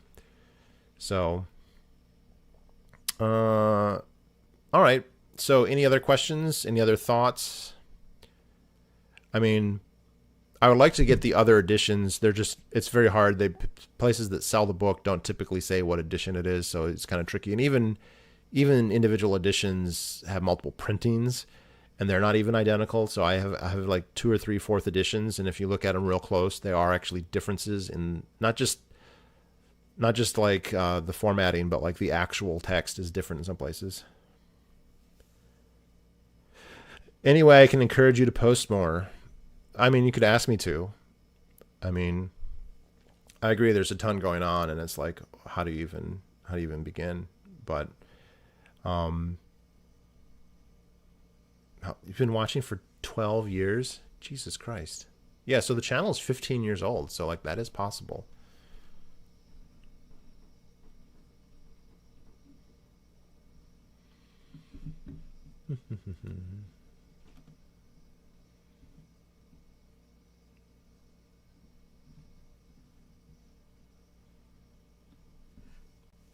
I mean, the kind of the meta point is that all the stuff that's going on in the world, and like obviously I have thoughts and feelings like everybody, but how much control can you have over that? And the answer is limited. So like things that you can actually have an impact on, there's a higher return on investment typically. So I mean, this communal showers would be one of the, obviously things like fitness and diet and sleep and your work and your personal relationships, that's all stuff that like you can actually meaningfully adjust like in the immediate term. The other stuff, you can have an effect. I mean, I do feel a need to speak out. I've been more active on X lately. So if you want to find me on X, you can follow me there. I do tweet a little bit more. So it's just mine. It's lengthy tweets. So you can go onto that. I actually replied to Naftali Bennett at one point and got hundreds and hundreds of retweets and likes. It was crazy. It's very random.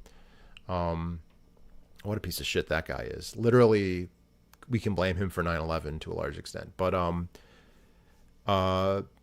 yeah, I mean, the other thing with, like, I am cognizant that most of my subscribers are libertarians. I'm a libertarian. I'm as libertarian as I've ever been. That has not changed.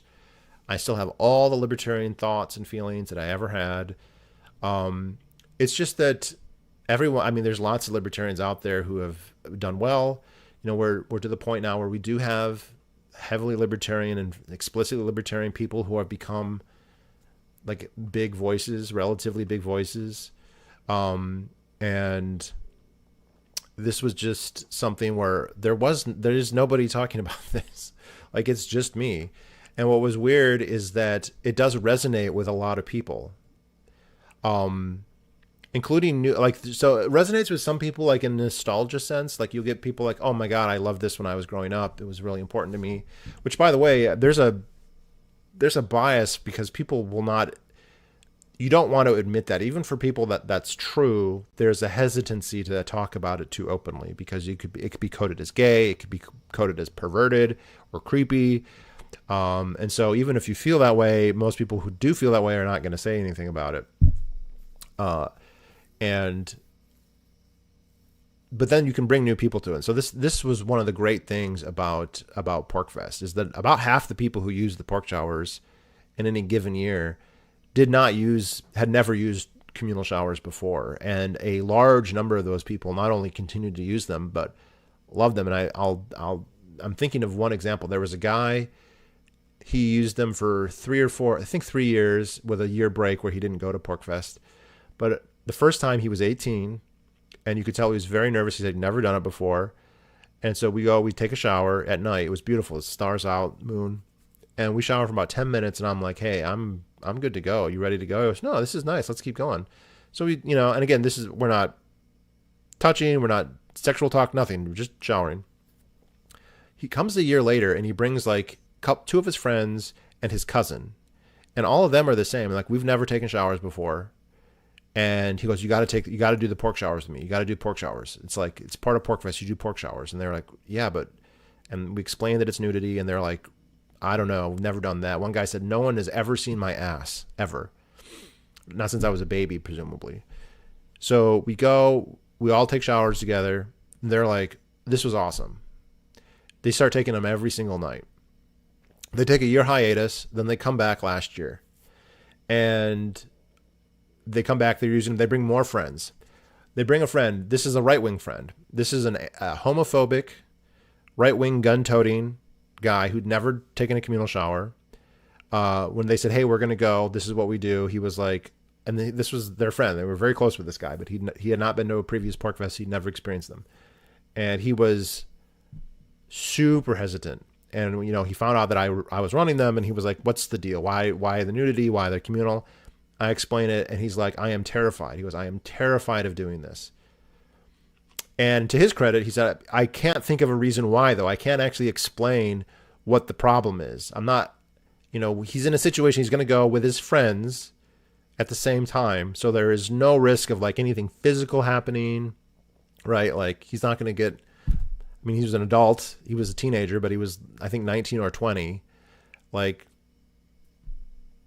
there's no physical danger. So he's like, I want to confront that why am I so worried about this? I'm going to do it. So he does it. He gets done. He gives me money. He's like, this was amazing. I can't believe I've never done this before. I totally get it. He goes, I totally get it. I understand why you're doing this. Again, this is not a gay guy. He was actually homophobic, like explicitly homophobic. I get it. And the last night before, I'm at their campground, and one of them calls another one. So the other one isn't there. And he's like, hey, we got to do the showers. It's my favorite part. So he doesn't know I'm standing there. He's like, we can't miss the shower. So like, people who had never done them before, like, this is my favorite thing. And I had other people, and see, these are more right-wing people. I had left-wing people telling me, I can't get through Porkfest without this. Like, this is the highlight of my day. I get clean, I get fresh, and like I get to do it with my friends and whatever. And so like, and then, so there was a big contingent of like the nudists, the body freedom people. They always used it a lot. A lot of them were gay, very left wing for the most, left libertarian, obviously, or even just straight up left wing. And then there were like more right wing, but they all of it. So like, to me, that spoke to like, this isn't just me. This isn't just something I'm anecdotally interested in. This is something that has a broader applicability and a broader value, but there's no one else talking about it. So like, I kind of made it my nom de plume. But like, I feel just as the stuff that's happening right now in Iran is so despicable. The stuff that's been happening in Gaza and with Zion, I mean, Zionism is the most disgusting. I mean, it's horrible. It's like worse than communism. It kind of is communism, but with none of the redeeming qualities of it. So like, yeah, I absolutely have thoughts about all that stuff. So I should post more, and I want to post more. But if you want to follow me on X, just look up lengthy tweet and you can find it.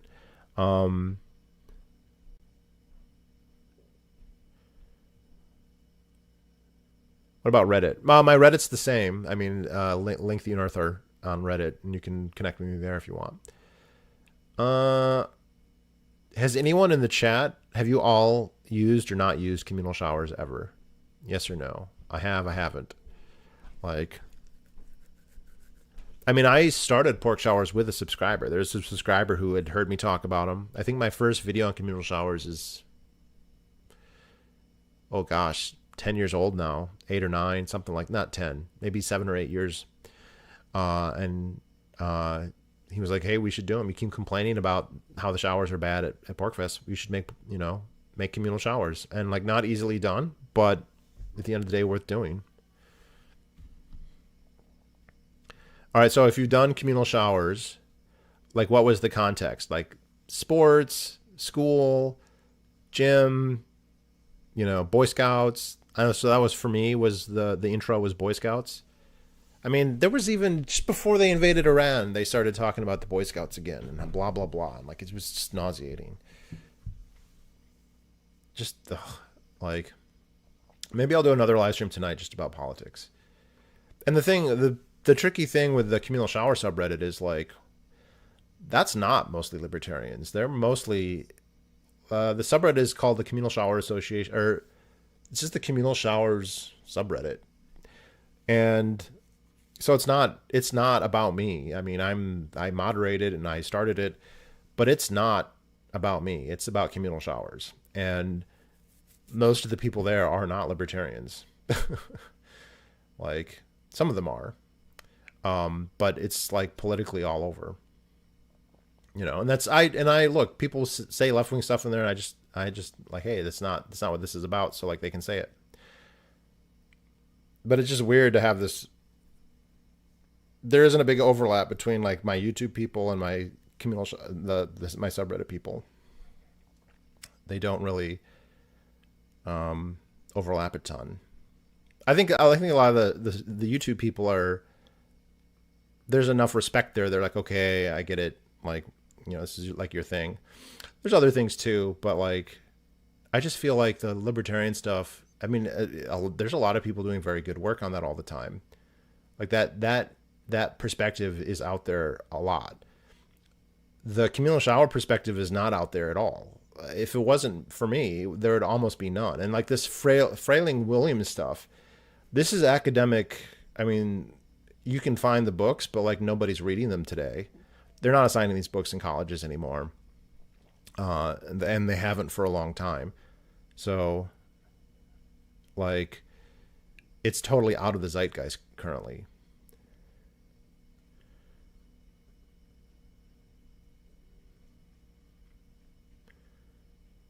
During lunch breaks? Wow. Changing at the beach as a kid, learning to swim at the YMCA, gym class in 6th grade in Massachusetts, also in school, Ohio, then in college dorms, gyms, YMCA during lunch breaks. Wow. Okay. So there's no YMCA where I grew up, so I never had that experience. There were communal showers at, like, I did take swimming lessons, and they did have communal showers. There's a community pool that had them, and then there was a college rec center that had them. but they didn't require us to use them. So like they were there, and some people used them, but I actually just avoided them. Like it was kind of again this whole oh, what was the term? Um, oh, what's the term? Oh, I can't remember. The Zennial. Like um, they were there.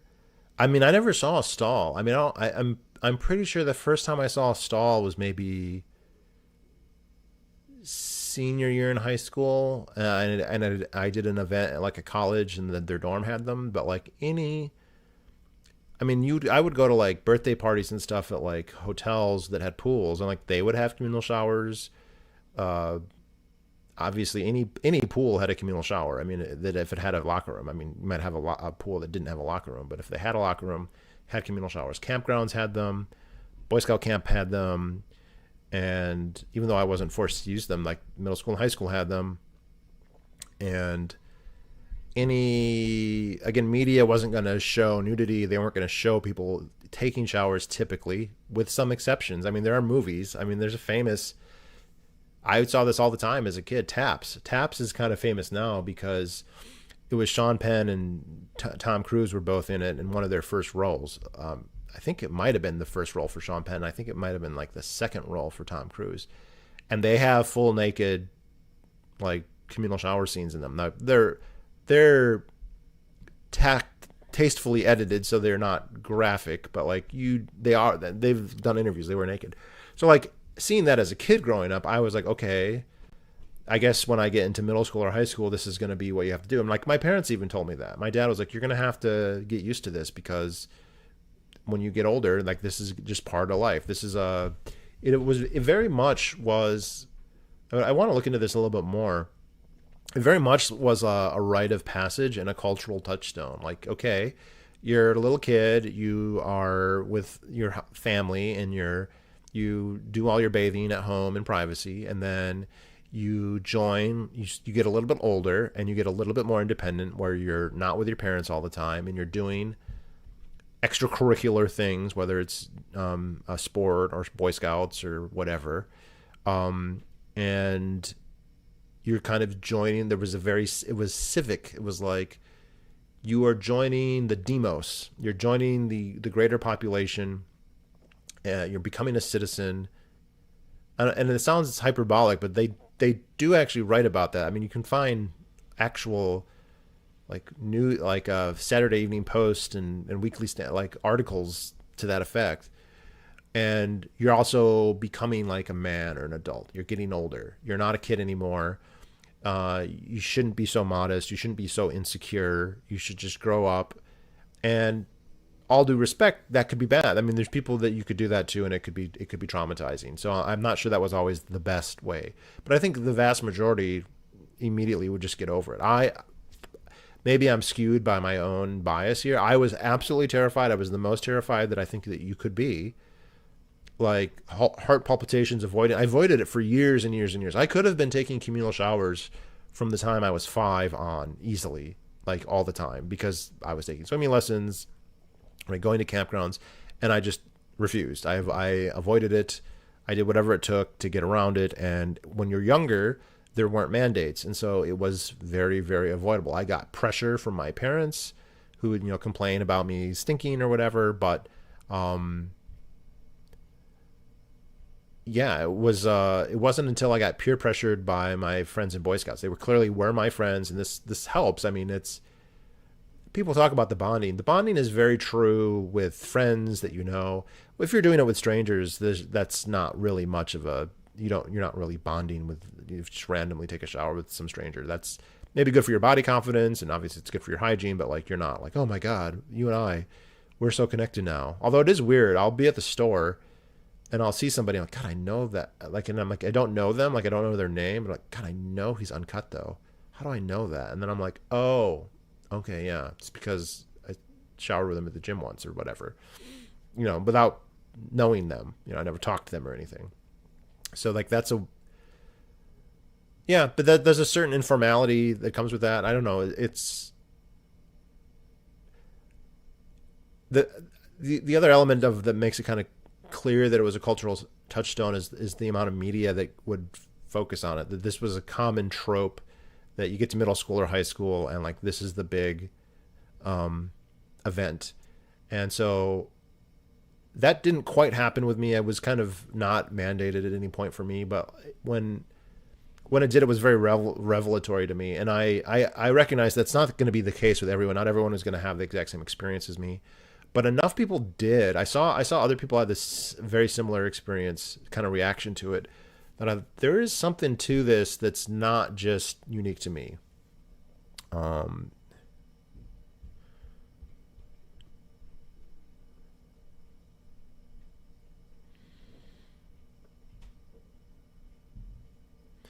Yeah, and it's interesting too. Like, I'm not a member of the Y. I've tried some of the Ys around here, and because of the subreddit, I've gotten people have told me things, and like Ys typically are organized kind of regionally, so there very rarely is there just one Y that's not affiliated with others. And here in New England, there's New Hampshire only has 3 or 4 Ys. You know, they're all in the Merrimack Valley. So there's Concord has one, Manchester has one, Nashua has one. That might be it. I could be wrong. Maybe there's one in Portsmouth. And then there's other Y organizations in Maine that are, and then Vermont and and Massachusetts. And the ones in Maine pretty much all have communal showers still. Some of them quite large. Freeport, Ellsworth, Bangor, Lewiston. They all have communal showers. The ones in Mass all have communal showers. The ones in New Hampshire over the last couple years have all switched to stalls. So when I moved here 12 years ago, the YMCA's in Manchester, in Goffstown, in Concord all had communal showers, and now they all have stalls. And so the organization of YMCA at that regional level, so the New Hampshire branch of it essentially, had made a decision at some point within the last decade, we're going to abolish communal showers. We're going to go to stalls.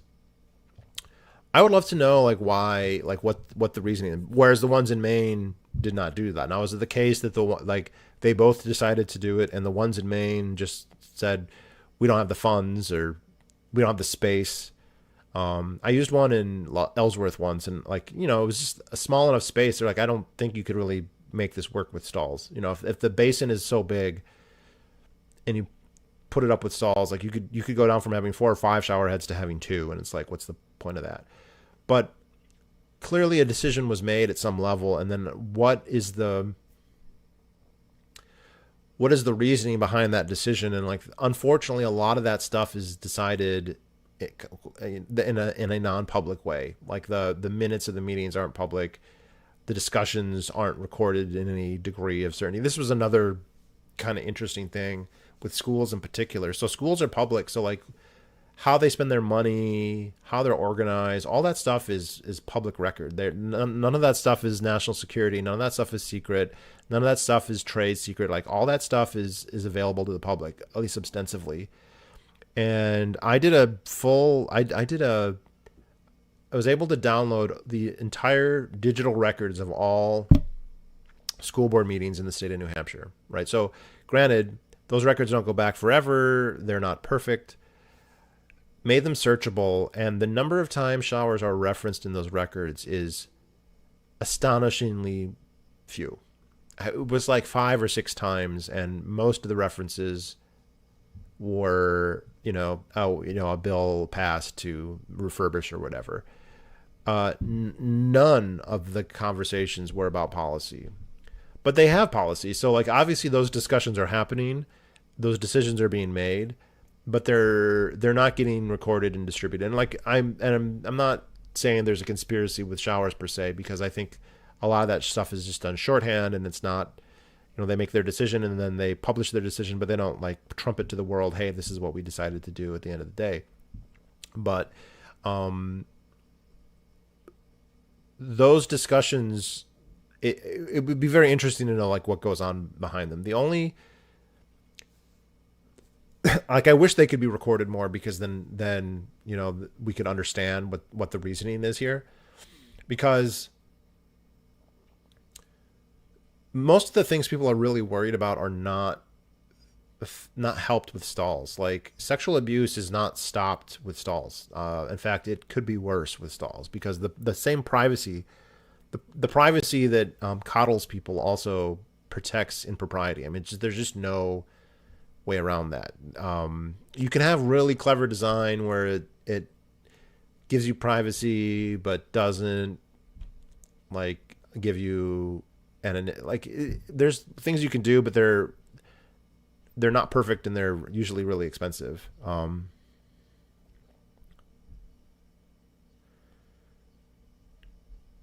Uh,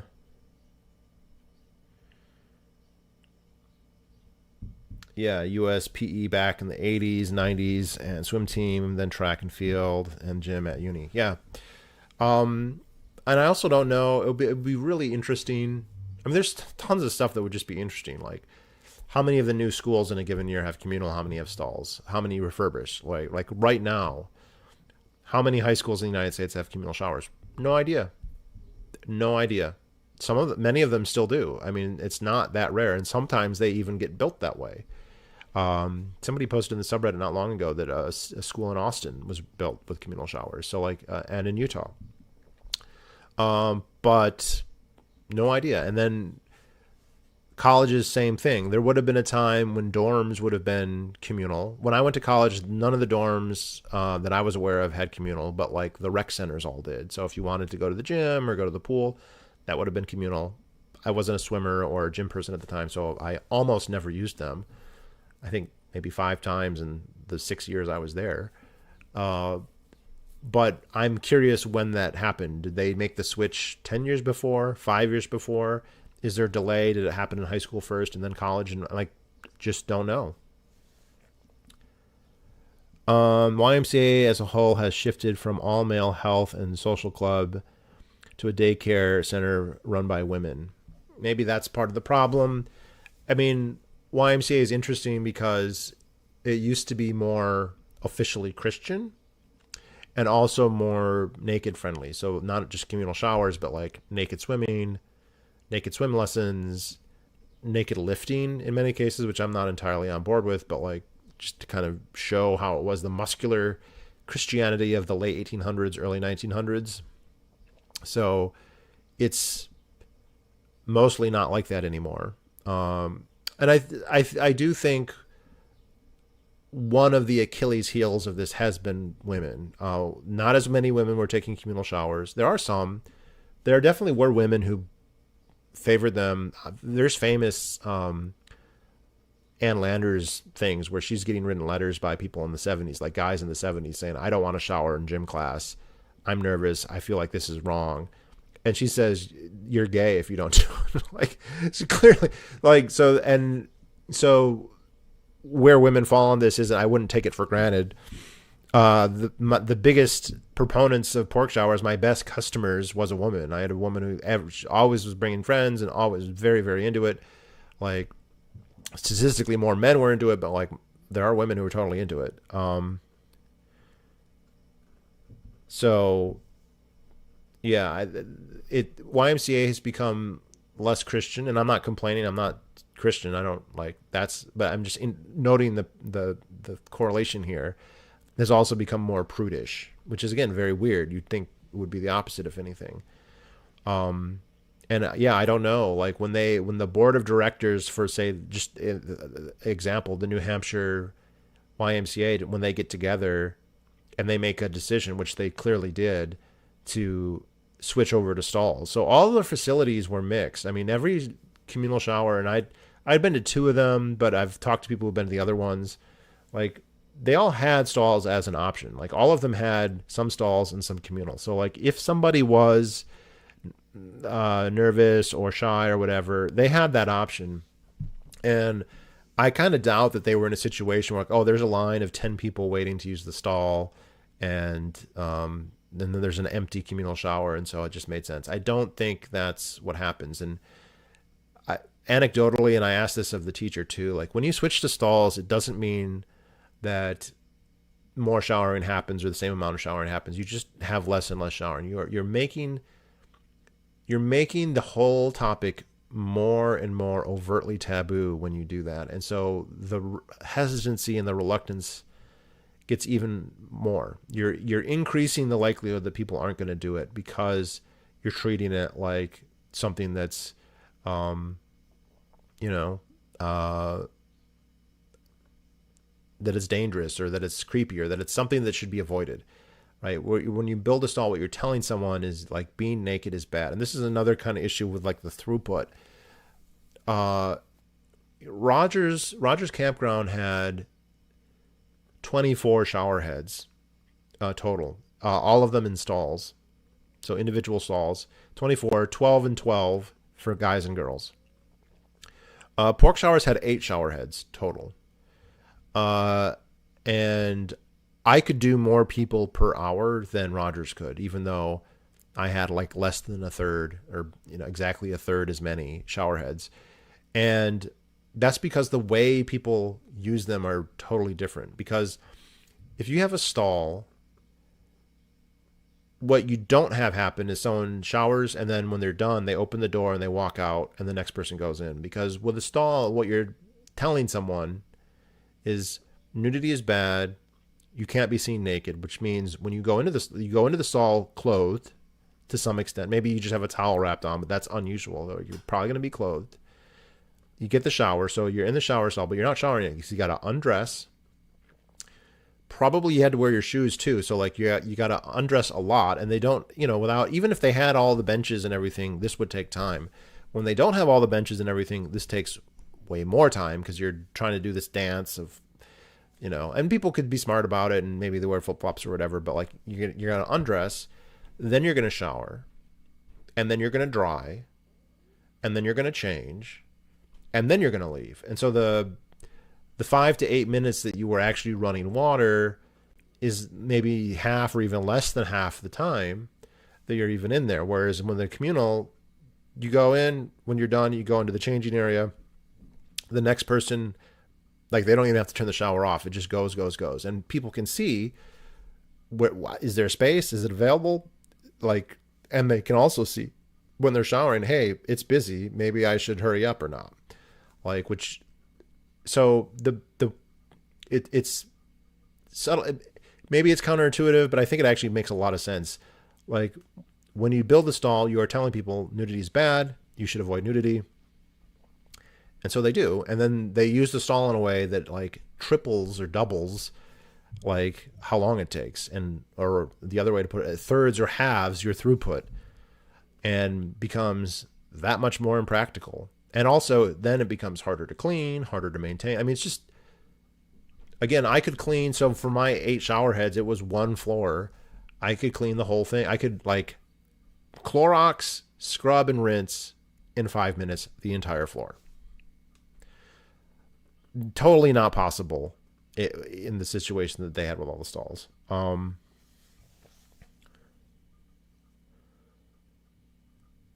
The Young Stranger by the...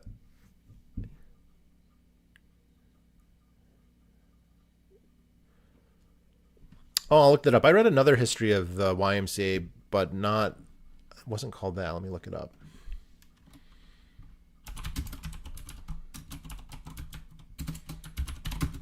YMCA.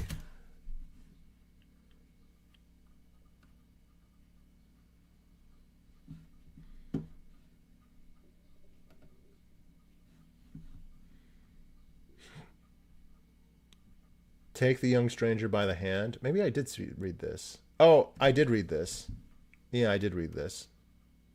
I wanted to interview the guy who wrote this, but I don't know, I didn't get around to it, I guess.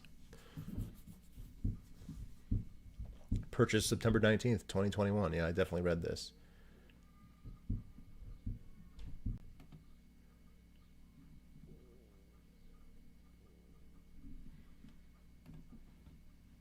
Yeah, YMCA's are kind of like their own, they're kind of their own subcategory, but we just don't know. We don't know where the YMCA's are. YMCA's would probably know this, like somewhere at some level they would know this. Schools, you know, I got to work on because schools would know this too. And like it's not a secret. Like if you call a school and ask them, they shouldn't have any reason not to tell you. I can understand. I mean, but the topic is so taboo that they clam up, even though it's like, well, if I know, like if I know a local school does or doesn't have communal showers, it doesn't give me any kind of access to them. But people kind of treat it that way, and they get real defensive if you ask anything about it. Like it's just the whole topic is so taboo that you're just not even allowed to engage with it at any level. And if you do, you're gonna get. I mean, it's like you're just asking for it, you know. And so that's been a huge problem, is that even the people who do advocate it, there's very limited scope for you to talk about it. So like athletes can talk about it in the context of athleticism. So if they say, hey, my team, we do this, it's part of what my team does, okay, that's allowed. But if you start talking like, well, I think this is generally a good idea, or I enjoyed it in high school, or I enjoy it for that, even though that would probably still be true, right? Like if you enjoyed it on your hockey team, you probably didn't hate it when you did it in gym class. Maybe it's not the same thing. It wouldn't be the same thing because it wouldn't be your team. But like, yeah, like there's just very limited scope. And so one thing I have tried really hard is to find a way to talk about it. And I did find at Porkfest, which is not a typical crowd, obviously, but they're atypical, but they're also not skewed to be in favor of communal showers either. Like I said, they vary on that. How do you approach talking about it with people? And you can. It is possible, but you have to be willing to do it and then take a certain amount of like backlash and shit for doing it. And that's absolutely just unavoidable at this point. Like I think what happened essentially that there always have been people who objected, and like not every objection is stupid. I mean, there are objections that I understand, like forcing a kid to do something they don't want to do. That's a high bar to do something, and like there's a utilitarian question of like, does the cost like, is it worth the cost? Sure, he's clean for the rest of his class, or she's clean for the rest of her class, but like maybe they're traumatized. A certain percent of the time they will be. I think it's a minority. Way more people are afraid of it than are actually traumatized, but it's still not zero. But the problem is you can't even have the debate. Like you can't even, if we're going to pro and con it, you can't even make a pro side. You can't even come and say, here's the reasons that it's good. Here's the reasons why it's beneficial. Here's the reasons why I advocated. This is why the policy should be this, or this is why the setup should be this. If you say any of those things, you are immediately flagged as you're a pervert, you're a creep, you're a threat, you're a predator, whatever, you're gone. Whereas all the counter arguments don't get that. So you can make the most ridiculous claim, argument in the world. And, you know, so like, it's a stereotype that guys need more privacy or less privacy than girls. What's the citation there? In which, by the way, there wasn't a citation for that. It's just an assertion. How do you know that maybe girls? I mean, according to Feiring, you know, Jesse Feiring Williams and his reports from, you know, Des Moines, Detroit, and Cleveland, it's fine for girls. They're just as well off using Communal as a boy is. You know, he had more citations than she did when she said, right? But like, you just can't even have the debate. And so like when they have these discussions at the YMCA or the school or whatever, one side is totally hamstrung and is basically unable to really talk about it. And the other side is just going to win by default, even if their arguments are quite weak. And they are. I mean, the claim that like you're stopping sexual assault or you're stopping recordings or you're stopping bullying, none of those are true. The idea that you're hygienically helping, I would be open to that idea if people would use stalls more, like if switching to stalls meant more people use them, but that's not what we see happening.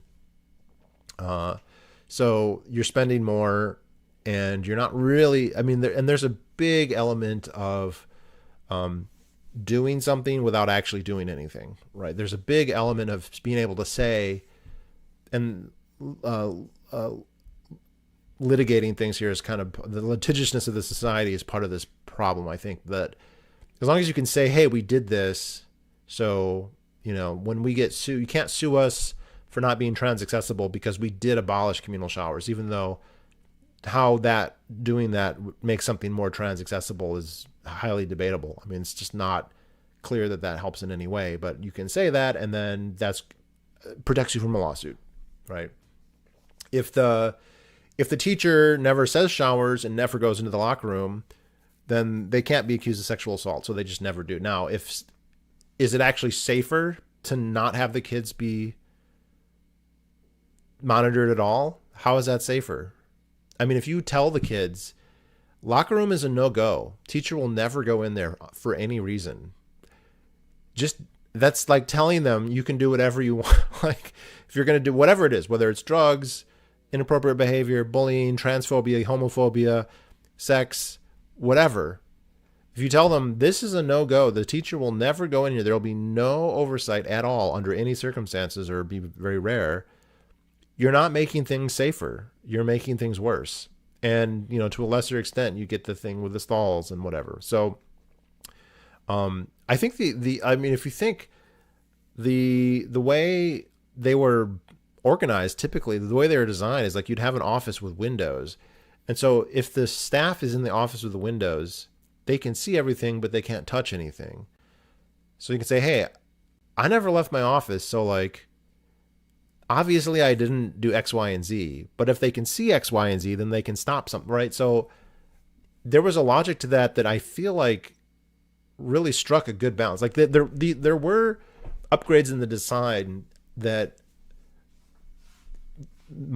answered good faith objections and questions in an astute way that like split the difference, split the middle, like having one or two stalls, but then the other have communal. It's not as expensive. It gives an out for the people who need it, but it's become so taboo and toxic in society that we can't even nudge in that direction. So anyway, this could go on and on and on and on. So any last comments or thoughts from anyone before I end this stream? Get out.